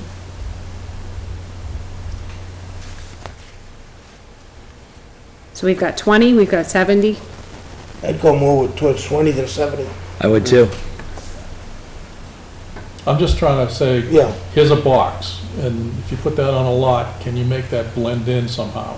You got farm buildings that are, They're gonna be your bigger buildings. yeah, yeah. I think 20 would be workable. It would need sprinklers and all that. Yeah, well, yeah. Oh, that's a yeah, separate anyways, issue. it needs, Yeah, that's, Yeah. but that's neither here nor there. Yeah, I was just thinking that the approval we gave to Continental Paving a few meetings back for a 10,000 square foot building, that he isn't going to build 10,000 square feet because he needs to sprinkle it. Right. There's some self-limiting factors here. 20,000 sounds good. 20. okay. Because that's the other thing, sprinkle a building that size without town water Yeah, that's would be expensive. very expensive. So, And the pipes would freeze and flood the building, Yeah. flood the town. so you're talking about 20,000 square feet gross building area and not just footprint, right? Well, that's on one story. I'm just trying to make I sure, know. I mean, we need to make sure that we clarify that, because yeah, 20,000 square foot gross building area could be 2 stories high and have a 10,000 square. so you want footprint. Versus a 20,000 square foot, 1-story building. no, I would agree with that. We have a height restriction in town of 35 feet, so, Yeah. Yeah, it would be 1 story. Hold on. why did you change that? No, Nope. they didn't, no, there were no changes proposed to height, so they're not in the document that I have, hold on. I thought it was 35 feet, based upon our fire Yeah, I think it prevention capabilities. It was actually higher in some of the commercial districts. So you prefer to have You less let it than burn to 20,000? that Because you level, have two Frank, then you stories. start putting the fire out. Do you prefer less than 20,000? No, I'm just saying that we I should, believe some of the commercial districts Sure, we can allowed for a define it. higher I think it was height 56 feet if I'm not. because they were close enough to mutual aid towns that had the appropriate Yeah. height, was the answer I got. Well, When I said, why is it Close that enough. high? Hudson, I think, has a ladder truck, if I'm not mistaken. Yeah. Right, as did Manchester, which was the other end. I thought it was 35 feet, because remember Kevin said they had a call to a house and they couldn't reach the top of the house? because- Residential is 35. Commercial is. No, but I thought we some is kept- 56. we changed that recently. We had, someplace I remember, we had like 5 stories or something. We were looking at, we changed it. We did not change it. We did not change it. No, we looked at it and we said, why is it what it is? A building height, okay. So, all right, in northern commercial, it is 35. In some of those districts, it's 50, or like 56 or 50, something. I think 56 seems 50 to, Doesn't Yeah. that sound right? It Yeah. sounds very arbitrary, but, It's a random number. There's some justification based on equipment availability. yeah. yeah, as we asked. All right, so this is highway commercial, this is 102, it's 56. Yeah, that's based on a 60-foot ladder. That's why they do that. Yeah, I mean, I can go through and pull out all of them that are, No, it's- But- 56 was, all right. So let's go back over here then. All right, so if we are doing this here, 801, I believe the similar language, so 20, all right, so is it a footprint, a 20 square foot footprint? Be a big footprint, a couple stories tall. Was it a footprint or was it a gross area? I'm just saying, we should define it. Yes, we That's all. should. I'd say footprint because. Yeah. Okay, So you're talking about 20,000 square foot footprint, which means if it's multiple stories, it could be 40,000. We can go up to what, 5 stories? Not in the north, not in the north. Not in the north. 35. 2 stories. So then you see, what you're really saying is you can put a 40,000 square gross building area building up there. That's a good chunk of a building. It's a good sized building, yeah. Yeah, it's like a Jordan Marsh. Okay, so going backwards, really quick though. Section 700 had the identical language. 701 had identical language, the large retail shopping type uses such as department stores are not permitted. Replicate, this is southwestern commercial. Set those same limits in place in all those districts? Yeah. All right, so it was just those 2 districts that had that language. I believe. For a total of 3 districts now that will have those restrictions, or those guidelines? 2. 2. 2 total? 2 Southwestern? total. 102 just had a squishier, make it look pretty piece. There's not enough land down there to put a building that big in anyway on 102. So the question is, does the transitional have, Right now, yeah. BAE closes and sells transitional did not 100 have acres, that whatever it is. language. Okay. All right. All right, kind of go, really quick, going back to the light industrial. Was there a decision? Was it to leave it, the permitted uses as is and leave it as a case-by-case issue? Or was there a desire to identify some specific type light industrial uses that would be permissible within the northern commercial? Leave it like it is. Yeah, the party that brought the concerns forward has a variance, and it seems that their variance would suit their needs currently. Adding in more would just muddy everything worse. All right. And so then this was just kind of follow-up. Have they been communicated to that they can do this? Do they know the result of this? The comment that they're allowed by? I'm not sure, because the conversation ended up with multiple conversations occurring, and I believe someone had mentioned to them that you have a variance, but it was not a Yeah, sorry about formal that. comment to the, it was, I think it was more of an aside to them, possibly mentioned, but we can certainly double check. So Rick probably knew that already. On 801, B, Yes. are we gonna do anything with the automotive and gasoline sales? on that zone? You tell me. Was the urban gas station in that zone? The one that failed? Because they put a gas station in, it failed because of the aquifer district, and they needed an ordinance, a variance because of the aquifer, right? The gas station?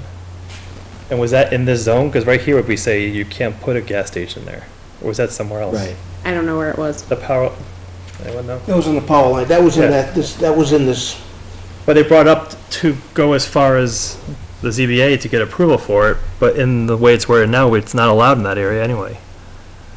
But was So how did it get that far, I guess, that's what I'm trying to figure out. Like, how would it get to the ZBA if it's not permitted? I think Might have been a we brought it- special exception. Is that what they would do? but you want, I mean, do you wanna take automotive service out of there? I don't want to take that Because you out. got Warrens there already. In the north? I would just copy the same verbiage you have for 102. Well, this is a different section. This, hold on. For the automotive service part. Okay, well, I'm gonna delete it here so that it's not expressly prohibited. But the question is, no, there was not that similar piece down below.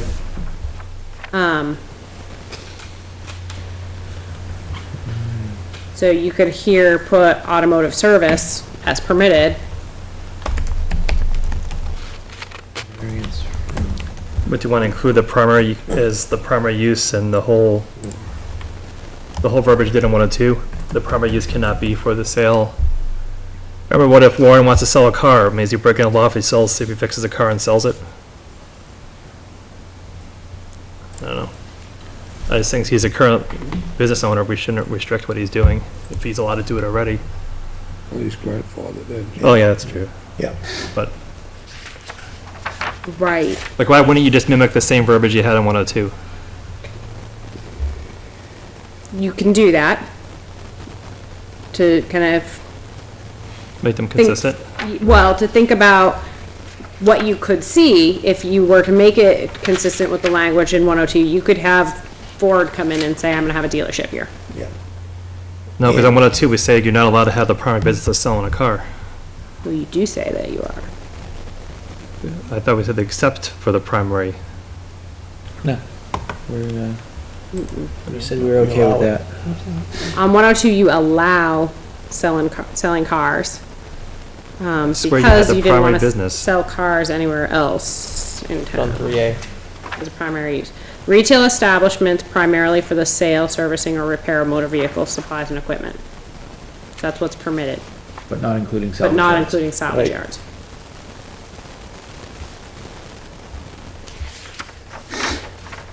And in the northern commercial, we could have similar to include salvage yards because we have an existing salvage yard.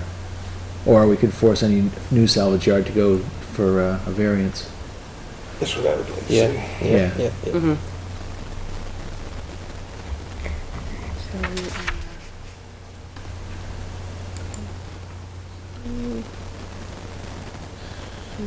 So we're here.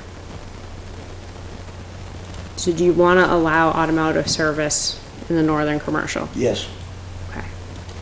But not gasoline sales? You know, what do you feel on gasoline? Got there. I think if reasonable performance standards are met, Hmm. it shouldn't be a not allowed, but it is a high yield aquifer, so there would have to be quite a bit of thought given to what can be approved and Right. what conditions would be placed on it. Northern commercial special exceptions. Gasoline sales are allowed in the northern commercial as a special exception with the set of criteria. There we go. Same with automotive service and repair. We're covered. So let's go back and undo that change just now.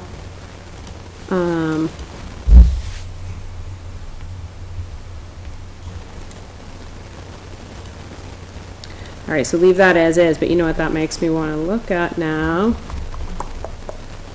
Going backwards. Isn't it fun when we get to go backwards? Sorry.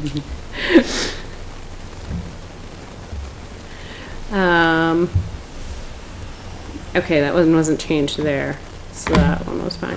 I just want to look at really quick. Just travel.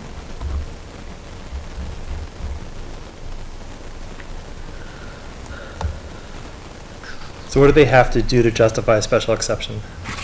I'm not familiar with it. Okay, so now I clicked away from it. So. Oh, I just Hold don't know on. Joan would like. Okay, so, right, so 102. We're gonna go back, all the way back to 600, and the changes we just made.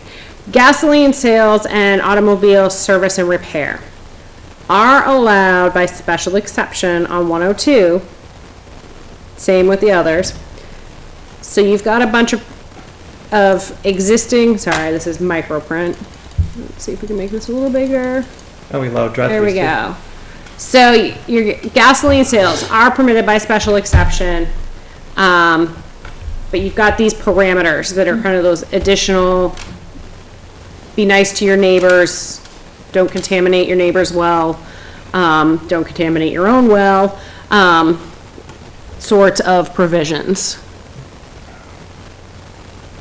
And also traffic issues. We're dropping it from what we changed and keeping it here so there's more control. That's smart. Otherwise, you gotta add in other changes and delete the special exception because you now have permitted it by right.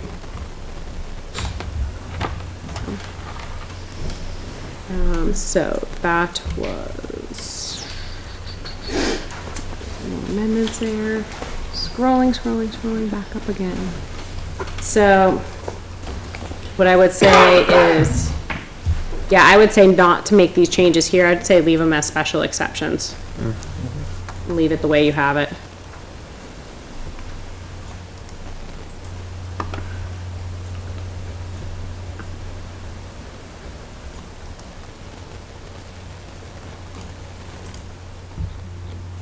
So leave that. Just to answer the question about the applicant to build a gas station on the north end of town. I believe that was ZBA case number 2012-01, where the applicant was denied a building permit to construct a convenience store with gasoline sales on the property located at 522 Charles Bancroft Highway. Goes on and on. A variance from Litchfield zoning ordinance section 1254 to permit gasoline sales in the Aquifer Protection District denied. So it was the aquifer that. Yeah, so it was the Aquifer Protection District that they didn't get the variance to operate a gasoline station within.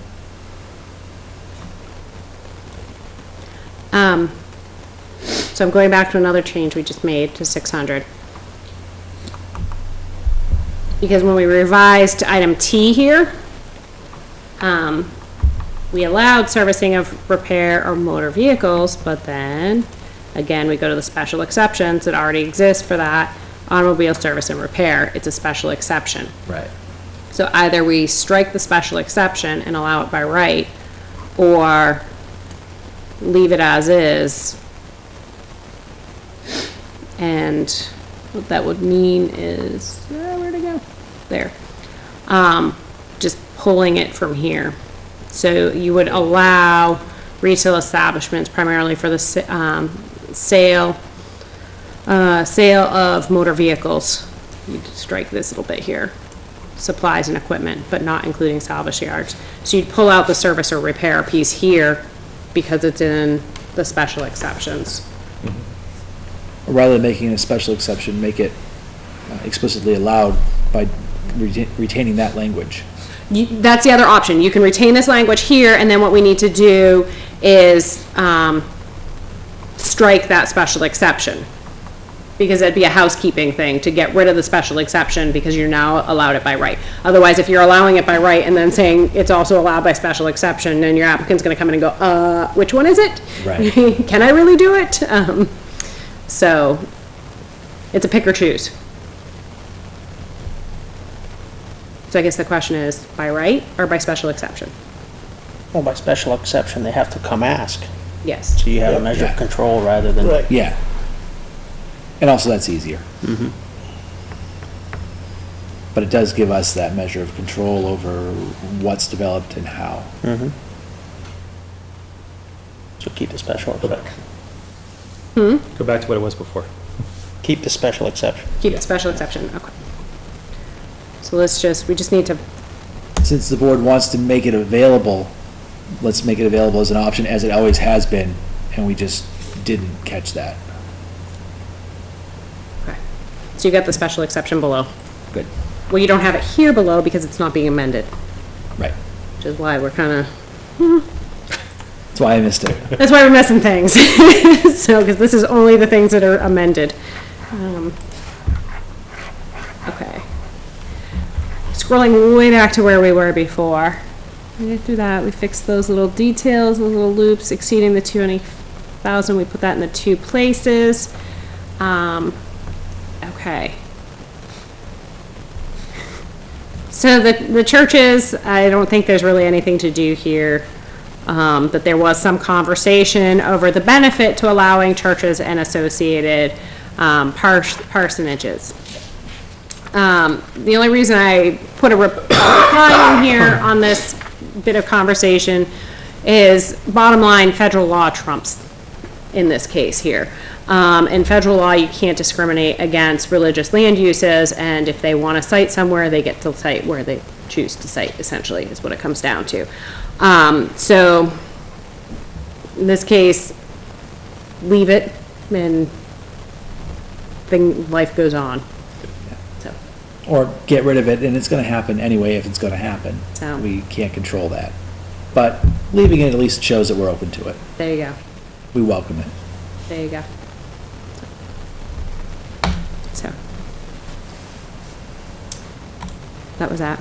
That was our legal, educational moment of the evening. We could have had another one with your flashing lights. Concord, New Hampshire made federal case law kind of notoriety with, the flashing light signs, like the one you were mentioning on South Willow Street that's just blinding.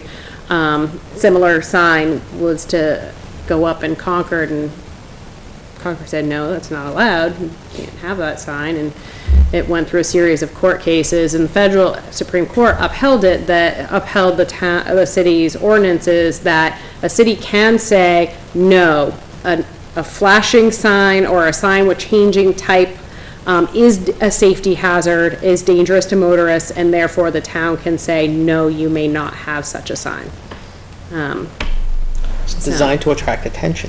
It is, which unfortunately, when you're driving, is a conflict of interest sometimes. So, Do we need to fix outside storage here too? no, because it's moved. Oh, was there one where we kept it, though? No. Oh, the whole thing with agricultural? No, this is deleted here, because what it was this was part of the streamlining, so, yeah, that piece is your own existing language that we just moved. So part of the streamlining was there was some language that was identical within all six non-residential districts, and so that's where the 400 started from, was taking those pieces that were identical, so that if you ever changed one of them, you'd have now others that were, so it was redundant language within the ordinance, so it was just pulling it up front, packaging it, and setting it as one set. You may have hit all the bubbles. You hit all the bubbles. Yep. So the question then is, was there anything else? I don't think so, no. Nothing jumped out at me. No. Frank?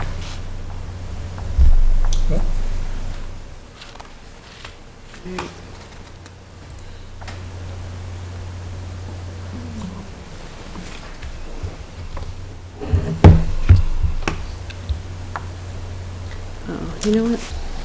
I apologize. Mr. Jason, those are the hard copies, sorry. thank Everyone you. else is looking at it on the computer, I I printed a can couple see it. hard copies. Thank You know, like, so we were all staring at the screen, I completely. I can't see this. spaced it. That's what she said, the screen was easier to read. We have to make Jason a voting member, That's right. or we vote. Are we ready to vote? You guys feel I think comfortable so. with the edits we've made here this evening? Mr. Gret, would you please be a voting member of our board this evening? Yeah. Good. So we've got fully impaneled set of members.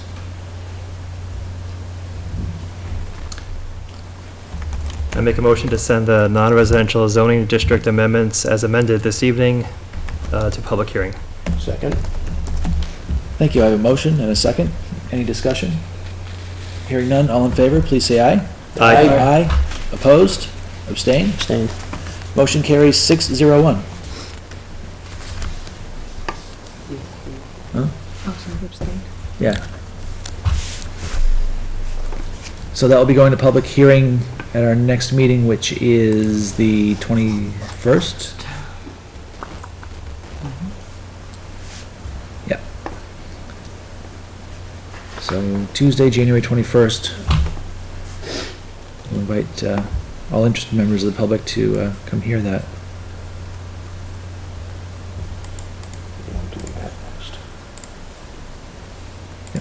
The other two are really short. Residential zoning. Multifamily ordinance map. Huh? That's the next one that shows up on my list, is the multifamily ordinance. Okay. Did you make any adjustments to the multifamily in the south? Remember that one gentleman said he had lots with, It did not, because I needed to know whether you guys wanted to adjust that or not. something to discuss? Yep. Right, that was something to discuss. Something to deliberate on this evening. Right. I think his point was the surrounding lots were were they duplexes or? He owned some of the surrounding land. Yeah, well, that too. What I did though, folder now. Drafts. This is just a rough sketch. So, there's a zoom here. Go over to the side, bottom row. Just maximize that too. That's not tiny. All right, so just kind of cutting to the conversation about that boundary. This is not done in GIS. This is just kind of sketched in, right, with a polygon dropped on the PDF file. At what it might look like if you were trying to articulate what that northern boundary would be. And so one of the things that he was mentioning was this brook that ran here. And he was looking at specifically this section of land here. But if you use that brook as a boundary, essentially this is where it moves to. So this kind of funky brownish orange color would be that area that would get drawn in if that boundary were extended to the brook as the northern boundary. Now, that's not to say that it has to go just to the brook. You could cut it somewhere else and come up with a different boundary.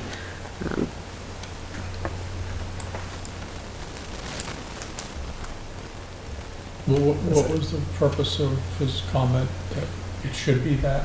Because across the street, they were in the zone and he wasn't. He was across the street on Page.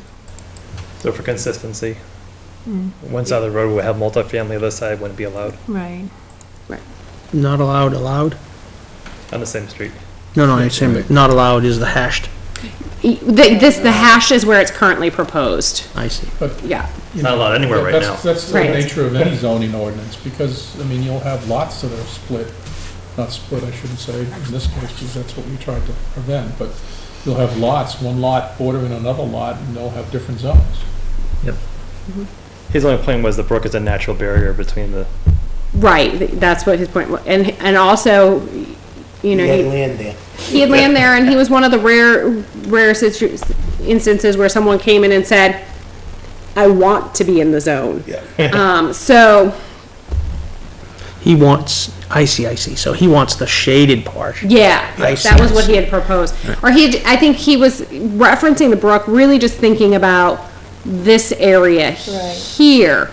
But why I why I just threw this together quickly was more just to help the board visualize. If we say in the ordinance that that the northern boundary is Chase Brook, Right, that's what it's gonna look like. this is That's what a it's lot gonna to look it. like. Or you could say, 3A to Chase Brook to, you could pick Like, pick Albuquerque. Albuquerque, right here, yeah. Albuquerque's a pretty natural boundary. To Albuquerque, down to Page, and then come back to south of Page. And then you could use Page Road as the boundary That's a here. lot of multifamily now over there on that Pilgrim Drive and all that, that's all. Let's see. Like, maybe not. That's all Does developed. Pilgrim Drive have multifamily now?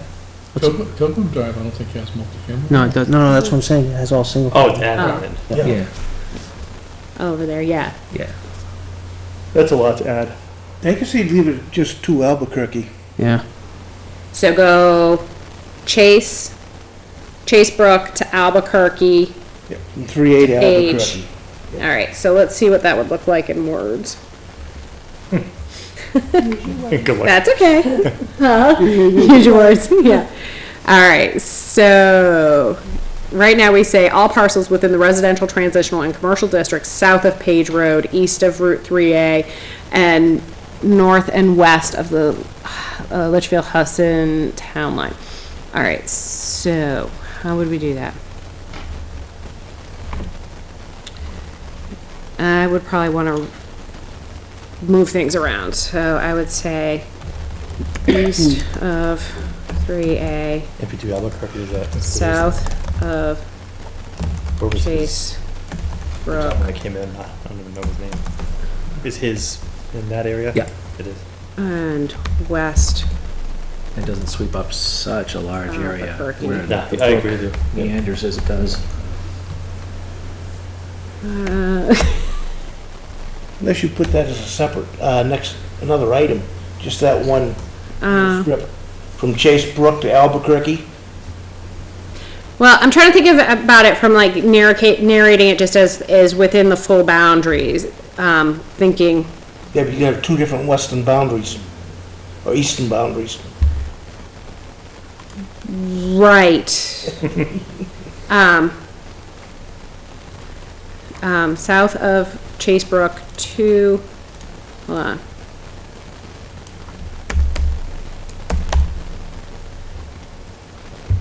All part. Thence Within- south on Albuquerque to Page. East of 3A. So east of 3A to Chase Brook, is what you're saying? Oh, no.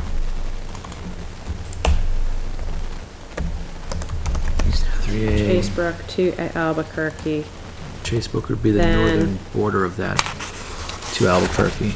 then south of Page Road. East of.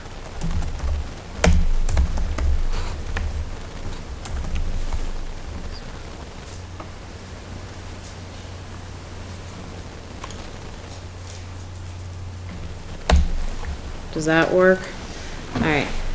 All parcels within the residential, transitional, and commercial districts within an area east of Route 3A, south of Chase Brook to Albuquerque, then south of Page Road, east of Albuquerque, and north and west of the Litchfield Hudson town line. Yep. That sounds better. Thinking Albuquerque Avenue, Thank you. not New Mexico.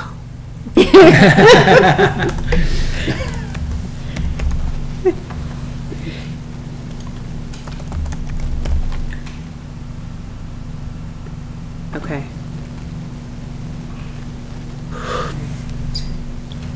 So that comment gets to this one.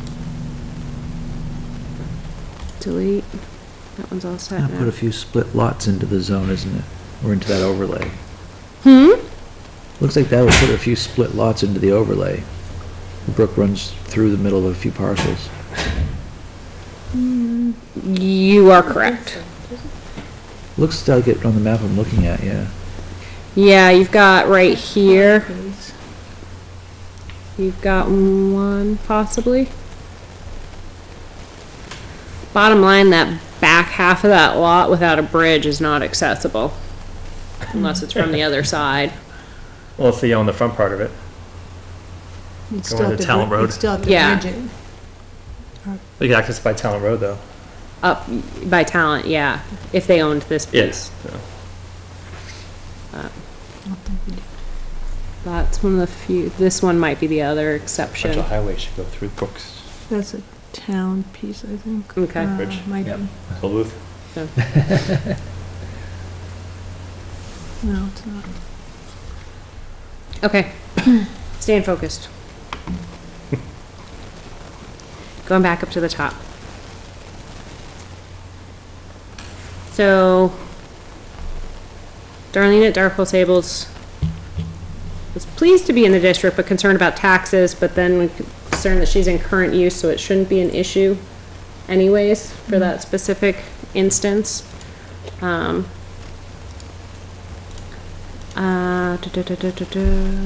was just a positive. Fine there. Okay, so the other comment, you did have comment about the transitional and commercial districts, and I know this is something that,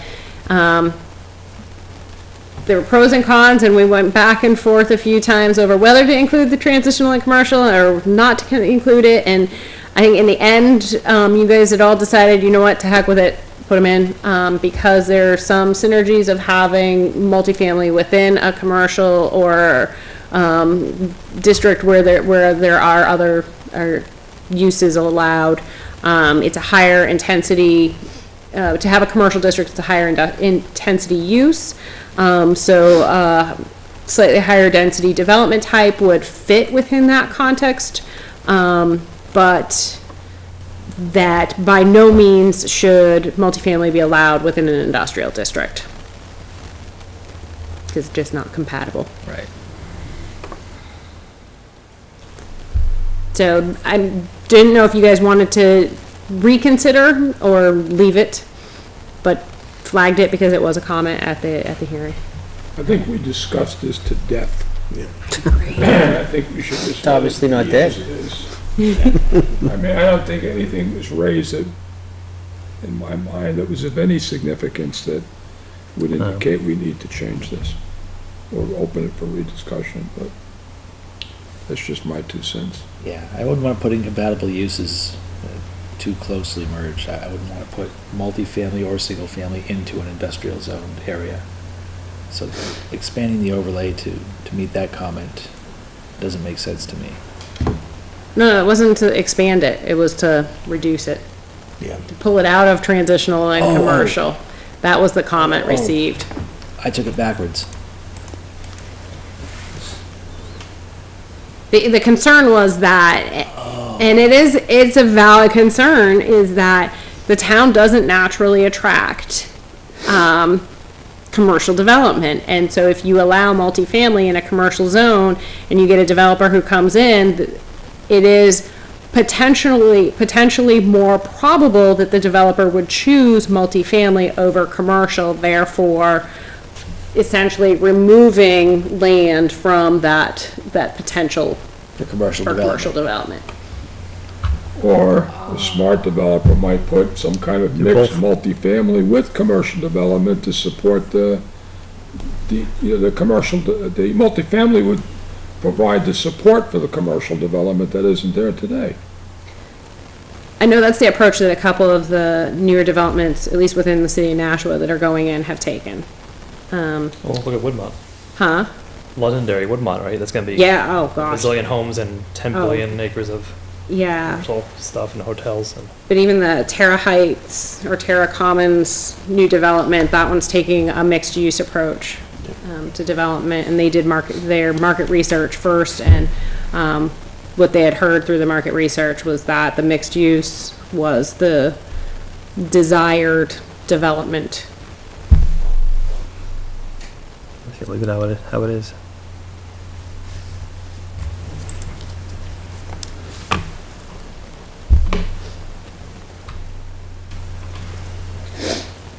Leaving it as is, deleting the comment, or?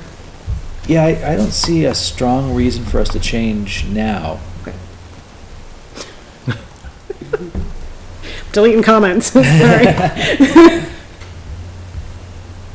It's 9:00. This was more just a comment that I left in, and this was again from when we had met with Andy Perlman before the hearing, and he had asked, is this realistic? How can multifamily actually look like single family? And I mean, bottom line is it is a bigger building, but sometimes it can. It all depends on how it's laid out. It depends on the architectural detailing. So there are some opportunities, and again, it doesn't say it has to look like a single family home. It has to have the single family character. But the better they can come in and make it blend in, and it also gives you some flexibility to work with the applicant to say, okay, let's make it look like it blends in the neighborhood, and don't just plop down something that looks like a box. Have you been over the other side on Stonehenge Road lately? No. They've just redid the apartments over there. Put all vinyl siding on them, changed the windows, and they look like it reduces the size, the physical looks of the building. And it fits in with the other buildings that are there, the single-family homes. Is that the circle off of the Pilgrim page? No, this is off of Stonehenge. Okay. You go out Corning Road, Yep. go straight across. Okay. As you're going up the hill, there's apartments on the left-hand side. Was it something oval? Wasn't it called something else? No, this is just right on the road, right on the main road. But they really do look nice. They have a brick on, the bottom level is brick, then it overhangs, and it has the siding and the architecture on it. Got a few mailings from them inviting me to come look at Yes, their yep. apartments. Okay. Okay, so that's all the comments that you had on the multifamily. One of the things that was mentioned at the hearing was rerunning the calculations of what's feasible, with the possibility that the district boundaries could change. We did not rerun those numbers because it's anywhere from 5 to 10 hours, 5's really being optimistic, to do that process, that analysis. So now that we've locked in the boundaries for the public hearing in 2 weeks, do you think we could have that available? we can run those numbers and have them available for the hearing, and I can email you what the results are before the hearing. Great. That'd be very helpful. But we can to do have. that. I wanted to check first before sinking the staff time in. So, okay, that was that. Oh, and just as another thing, during the hearing, the question was, why did we choose the pictures that we chose in the frequently asked questions? And it had been so long since putting together the frequently asked questions, the only thing I could think of off the top of my head was, well, because they were easily accessible pictures to cull from. But afterwards I was thinking about it, I'm like, why did I pick those pictures to put in the draft? Because not only are they multifamily, but they are officially affordable, and not just affordable at the workforce housing level, at the low income level. So it was to show that you can have multifamily that is affordable and still looks good. So there was the other side of it, showing, some of the housing types that are the scariest of the scary when we all have preconceived notions, and putting them out there. So, and that was it. Great. Thanks. Is there any other discussion on the multifamily overlays ordinance? Make a motion to send the multifamily overlay to public hearing I have a motion. Do I have a second? As amended. as amended. Thank you. Second? I have a motion and a second. Any discussion on the motion? Hearing none. All in favor, please say aye. Aye. Aye. Opposed? Abstain? Abstain. Motion carries 6-0-1. Should be a lively public hearing. Next item up is the Aquifer Protection District.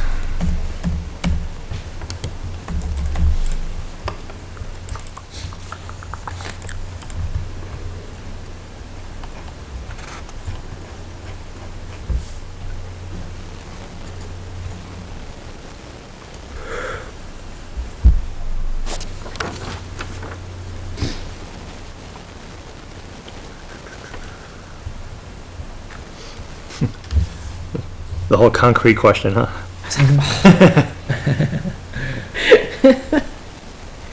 Yeah.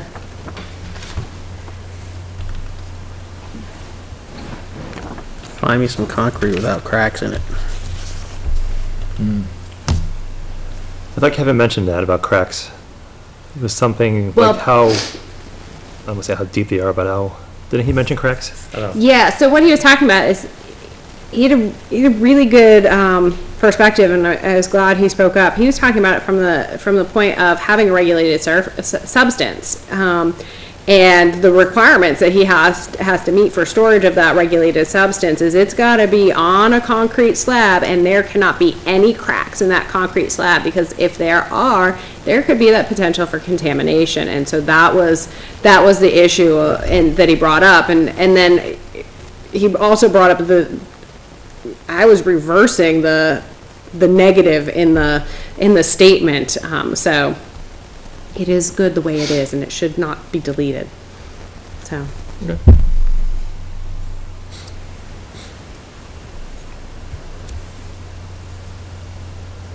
That was that.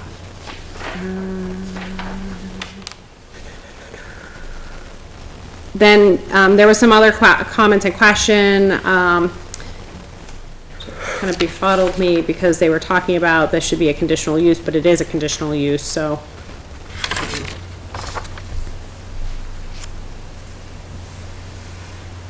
And there was that but then that conversation between the ZBA chair and Andy over who should review certain things. And so it was more just a FYI. Yeah. That was the conversation. There was the recommendation to change something in the future, but the reply was, there's nothing to change.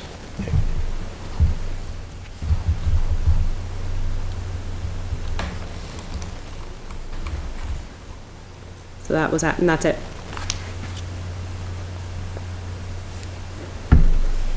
So in the end, it's just housekeeping to the in Aquifer District, just to make sure that the existing zoning districts are correctly referenced.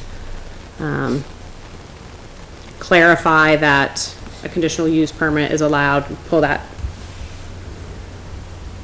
bit up, because one of the things we found was through the outreach was that people said, well, we can't do anything, we can't build commercial because we have a 15% impervious limit.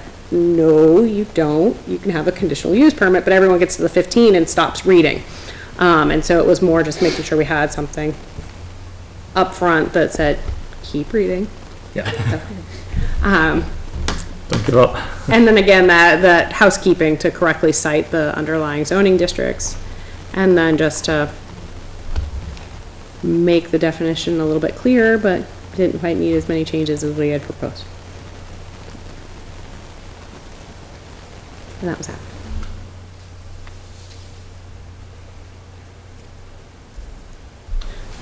Mr. Chair, I make a motion that we adopt the Aquifer Protection District zoning ordinance as amended. Second, We have to send it to a public hearing. December, Oh. yeah. Yeah. So is your motion to send it to public All right, hearing? my motion would be to send to I make a motion that we send the Aquifer Protection District zoning ordinance as amended to public hearing. Second. Thank you. I have a motion and a second. You know what you thought. Yeah, I knew what I thought. Your eyes went boom. Any discussion on the motion? Hearing none, all in favor, please say aye. Aye. Aye. Opposed? Abstain? Aye. Motion carries 601. This too will be at the public hearing in 2 weeks. That covers all of the items that we had to deliberate on. Not bad. Hang that out in a couple of hours. Just as a follow-up item, we are just internally preparing a memo to you all, just to kind of close out the ag piece, at least as it relates to the grant, and some of the comments and ideas that were kind of left hanging out there after the hearing. But we'll get that to you Okay, good. soon. Thank you. Moving on, an update on impact fees done by Bruce Mayberry.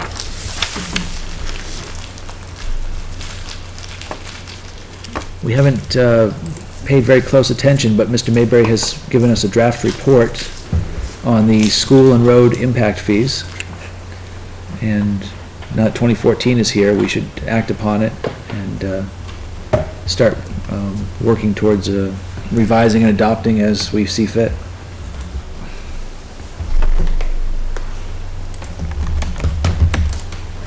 I'm considering establishing a subcommittee to work this,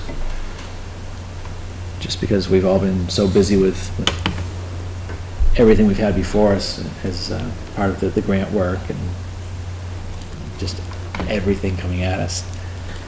Are there any members who would be interested in working on a subcommittee?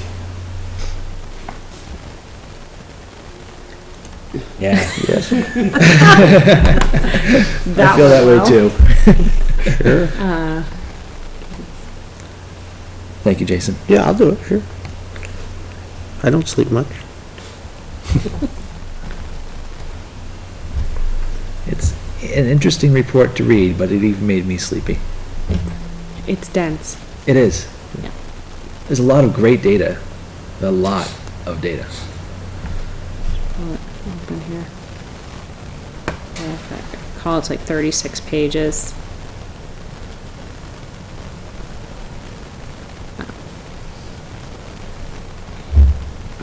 And this is just phase one. It was the roads and schools portions of this. These links were on the thing from. What site is that Oh, on yeah. update? Hmm? Is that on a different site? No, I I had previously loaded the I'll make sure. you report get that to the site. Mr. Mayberry had emailed to us. It's down in the stack of them. I just put in this afternoon some hyperlinks, and then I realized that we didn't have posted. He had provided some comments on the last set of ordinance revisions. The board we started working on those like, oh gosh, like early 2012. We looked at them last, and then kind of put them on the side, waiting for, Draft report. yeah, the reports from Mr. Mayberry and going through that process. And he did have some comments on the ordinance revisions that were just bigger picture comments to also think about, in working on kind of those two pieces simultaneously. And I believe, there was also mention of the CIP that needed updating at this point, and that links into all of it as well. 2014 is a CIP update year. Mm-hmm.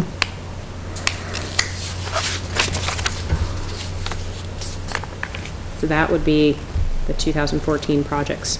Yep. Right there.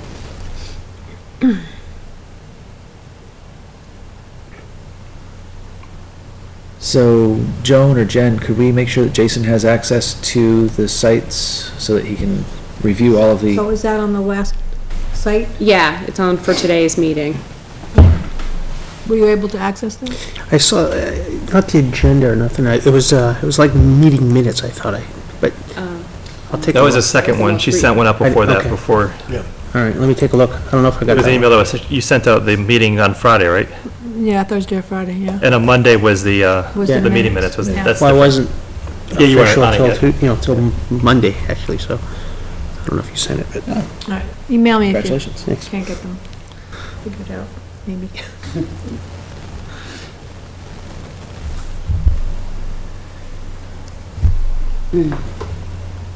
So I can't just have one person in the subcommittee. I'll work with this with Jason. Jen will coordinate with you and Joan. And an appeal to any community members who may be interested in working on a subcommittee of the planning board to review and recommend impact fee changes or any other work associated. Please contact planning@litchfieldnh.gov and express your interest, or call, John, what's the phone number? 424-2131. 424-2131. We look forward to having a subcommittee of interested residents helping us to devise impact fees going forward. See if we can muster a few more souls to embark on the journey.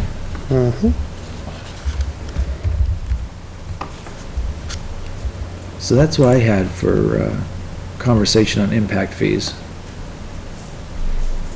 If I recall, I think Mr. Mayberry was interested in meeting with he had offered to come and meet with the board to go through what he had in the draft.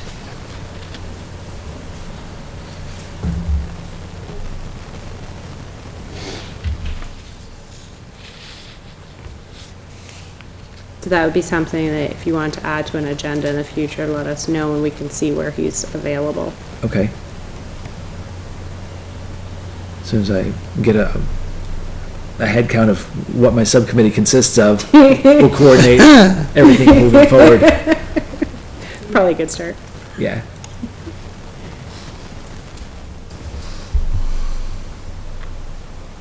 Any further comment from the board? All right, moving on. Moose Hollow Road. Have we heard back from the developer, Joan? No, we sent the certified letter, we sent the first letter November 22nd. That got no response. We sent the certified letter December 27th. I did not get the green card back yet, and if he doesn't pick it up, then I'll get the whole letter back, but I haven't gotten anything back yet. I think they try to make 3 attempts to deliver it. At that point, then, the decision is you either pull the bond or... My understanding was we make the recommendation to the Board of Selectmen to take action to pull the bond or whatever the selectmen see as reasonable recourse. When he was here, he said he'd get back to us by, was it the fall? The meeting was in the summer, right? Yeah. Yes, July. And he thought it was in October, November? We would I remember get back to you correctly. in the fall, right? Well, it's past the fall. It is. It's late fall. It's a new year.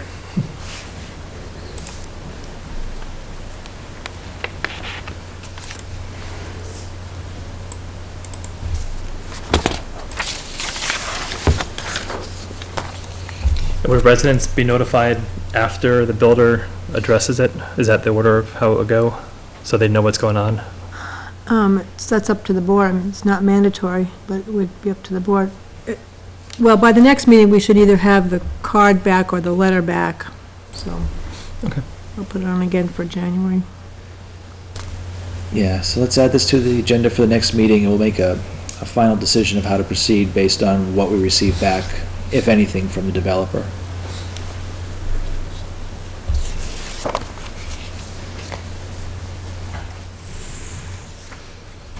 And moving on, the Heron Drive escrow account. Okay, that road was accepted by the selectmen just recently, and they have about $2,700 left in their escrow account. So there wouldn't be any more inspections for 2 years until the final maintenance bond it's on maintenance bond now.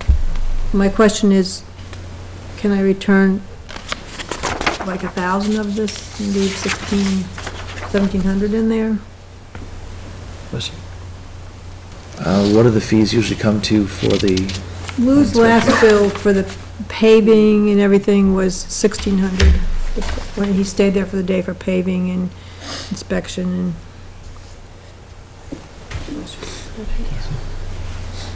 So I don't, it wouldn't be as high as that, I don't think. He'd just go out and see if things have held up and if vegetation is established, et cetera.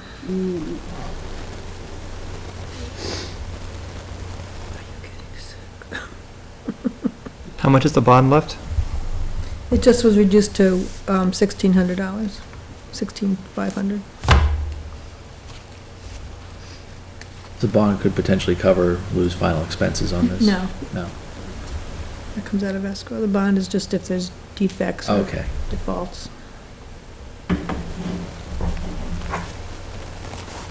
And you said the Well, escrow balance? I told the applicant I would ask the board.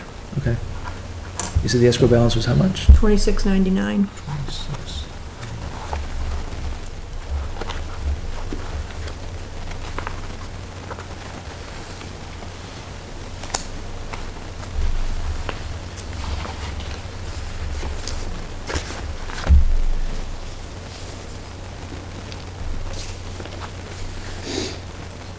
And if 2 years, something has to be fixed, that comes out of escrow. If it's more than escrow, what happens then? If something has to be fixed, it comes out of the bond, or they fix it or it comes out of the bond.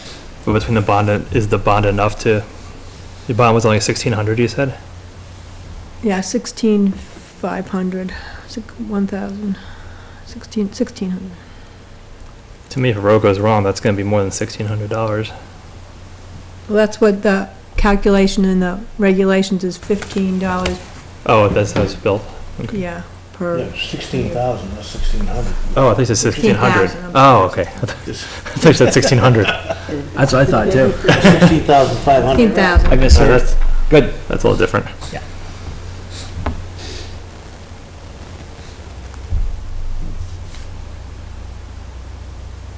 What is prior history?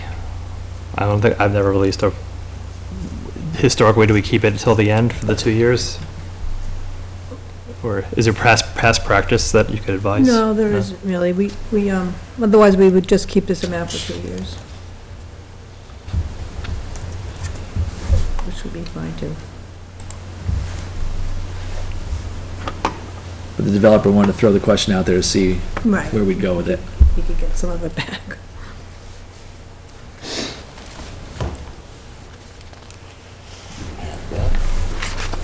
I'd be okay with retaining a $2,000 escrow balance. Yep. That would be more than enough to cover Lou's expenses. It would give something back to the developer as, show that, yeah, we're willing to work.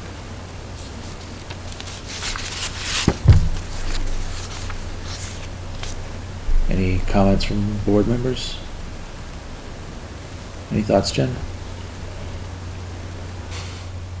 This is Jones.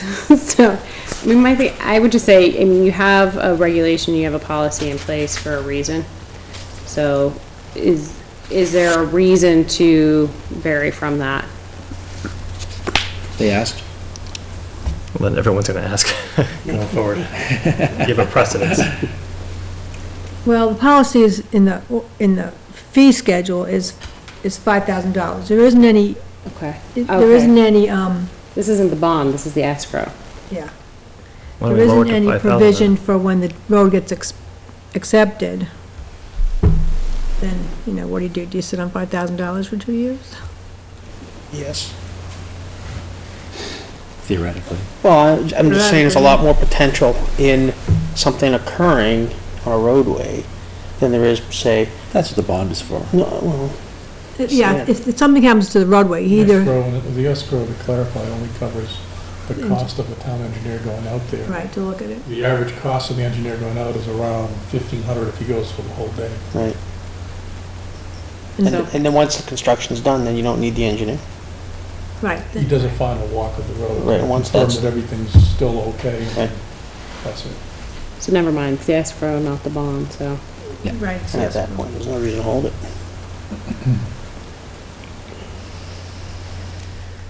What's your pleasure? I make a motion to set the escrow amount on Heron Drive at $2,000. Return the balance to the developer. Second. A motion and a second. Any discussion on the motion? Hearing none, all in favor, please say aye. Aye. Opposed? Abstain? Motion carries 700. Okay, thank you. There's our good deed.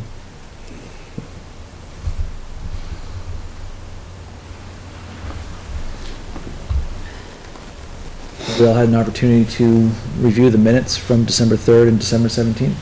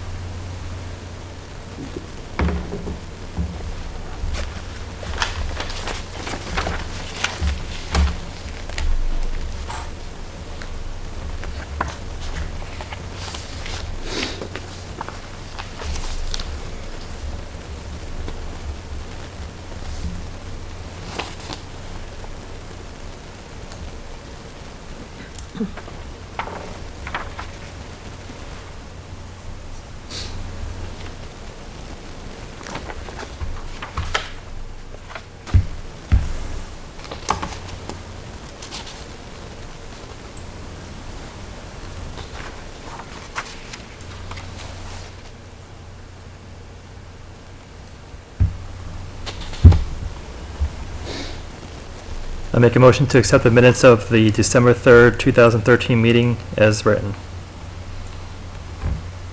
I have a motion, is there a second? Second. All in favor, please say aye. Aye. Opposed? Abstain? Aye. Same. 2 abstains. Yep. Motion carries 5-0-2. And the minutes of December 17th.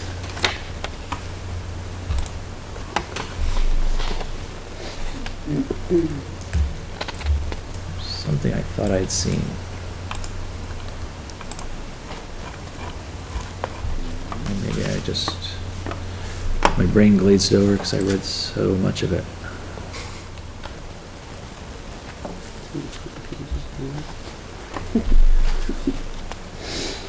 This must have hurt after this one.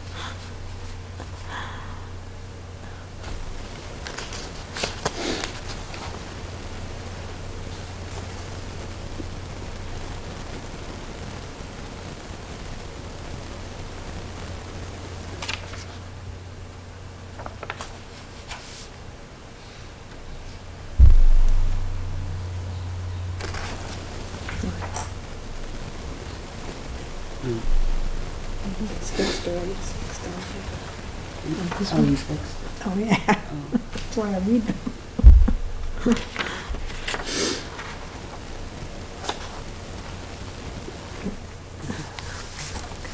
No word.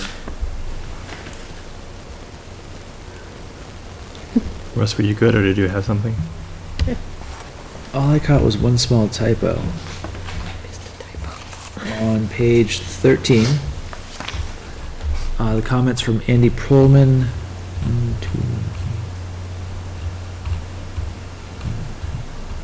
11 lines down, we talked about the Route 120 corridor. It should be Route 102. It should be 12? 102, not Oh, 120. I put the zero in there, put the zero in the wrong place. Yeah. It's 102. only 13 pages long. It was good though. I 120. I went right by that as I was reading through the first time, and then I went back and reread it. And, and that was all I saw in my entire reading of this. I had a comment on page 9, the comments that Jerry Parent were making. He said, just about a third of the way down, he felt the board was in his wallet. You have to understand the feelings of people coming in front of the board and the zoning board who he feels is very anti-distance. Yeah, I didn't know what to do with that. You know what that meant? Anti-distance.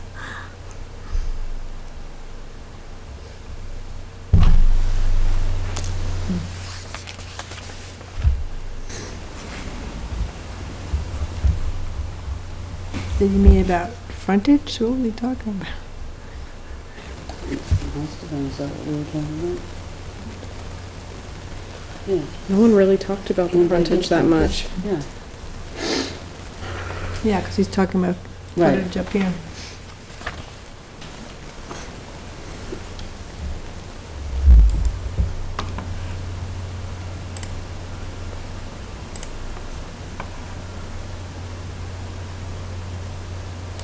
My guess is it should have been anti-development.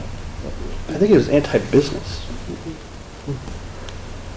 Well, the reason I say that is the next thing he talks about is that we had a person who wanted to put in a gas station. Yeah. He appears, at least by what's worded here, to be upset that was turned down.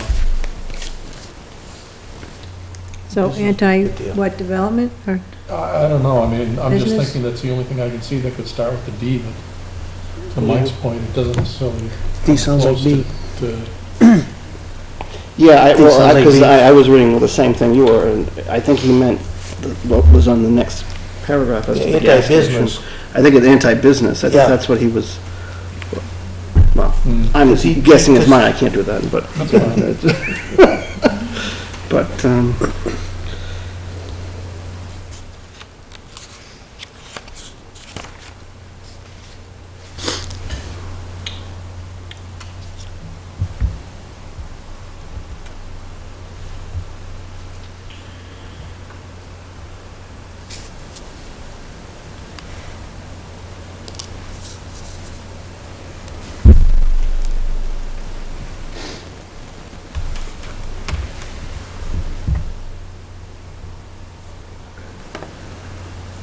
I make a motion to accept the minutes of the December 17th, 2013 meeting as amended. Second. A motion and a second. All in favor, please say aye. Aye. Opposed? Abstain? Abstain. Motion carries 502. Thank you very much, gentlemen. That brings us to the any other business portion of our agenda. I do have an item I'd like to let you guys all know about. At our meeting on March 18th, that will be the first meeting after town meeting. That'll be our board's annual meeting. That's when my term as chairman comes to an end. After that point, I would like to become just a regular member, not chairman. So if any of you guys are interested in becoming a chairman, you know, give it some consideration. It's a pretty cool gig. You'll enjoy it. Right now, the needs of my family outweigh the needs of my available time. It's the anti-Spock. Yeah. The anti-Spock. But anyway, I'll serve out my term, and then on the meeting March 18th, we'll select a new chairman. So whoever's interested, I'd be happy to give my full support. Other items that I have under other business, the Nashua Regional Planning Commission is planning to present preliminary findings of the regional plan at the Hudson Planning Board meeting, and Litchfield and Pelham Planning Boards are invited to attend. Suggested date is February 12th, and that will be in Hudson, Yeah, Hudson's Planning Board offered to host. right? They're buying dinner? So that was the date that they had suggested, that they had time on their agenda, but they wanted to check with you and also with Pelham's board to see if you had people who could attend on that date. I think if they heard back that both Litchfield and Pelham could not participate on that date, that they would try and find an alternate date, was my understanding. So. Anyone interested in attending?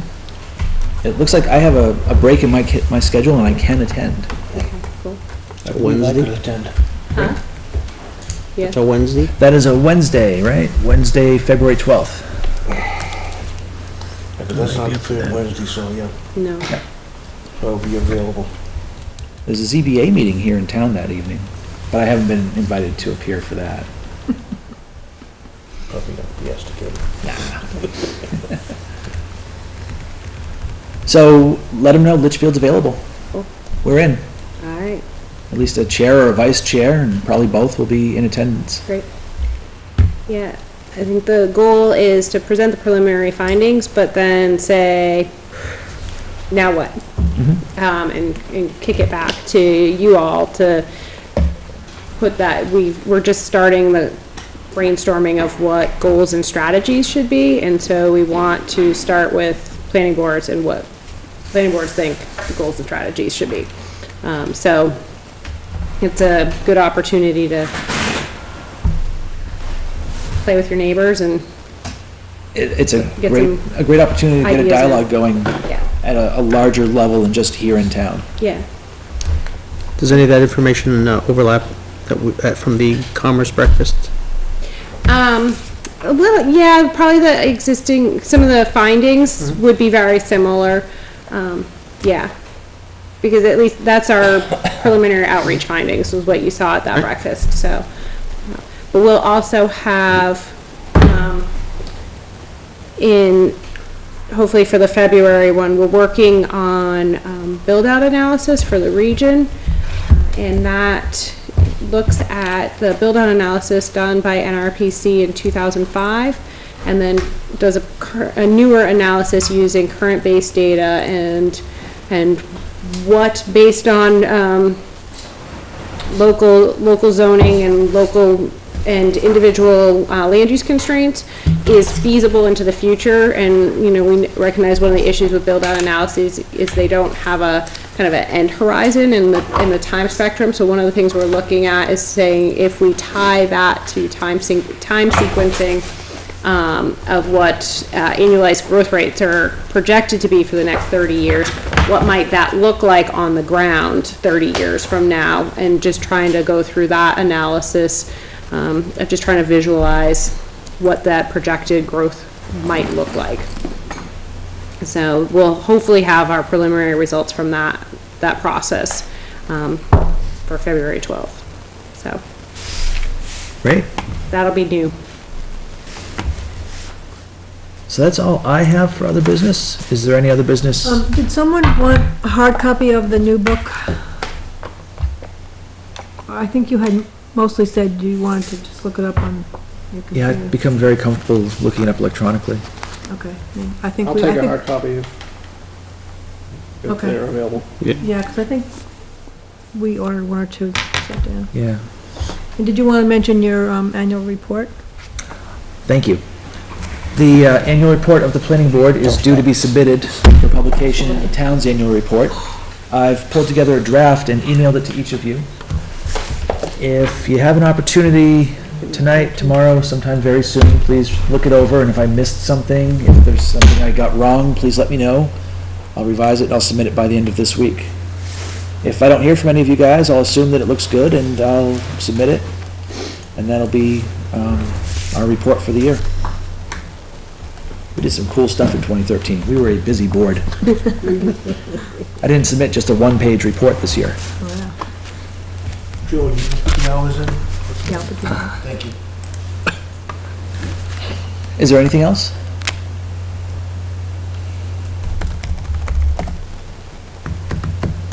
Motion to adjourn? Second. Motion and a second. All in favor, that please was say aye. fast. Aye. Just pick someone. Opposed? Abstain? Motion carries 700. The meeting is adjourned. Our next meeting will be in 2 weeks. January 21st will be a public hearing. Thank you all for attending this evening. Have a good night.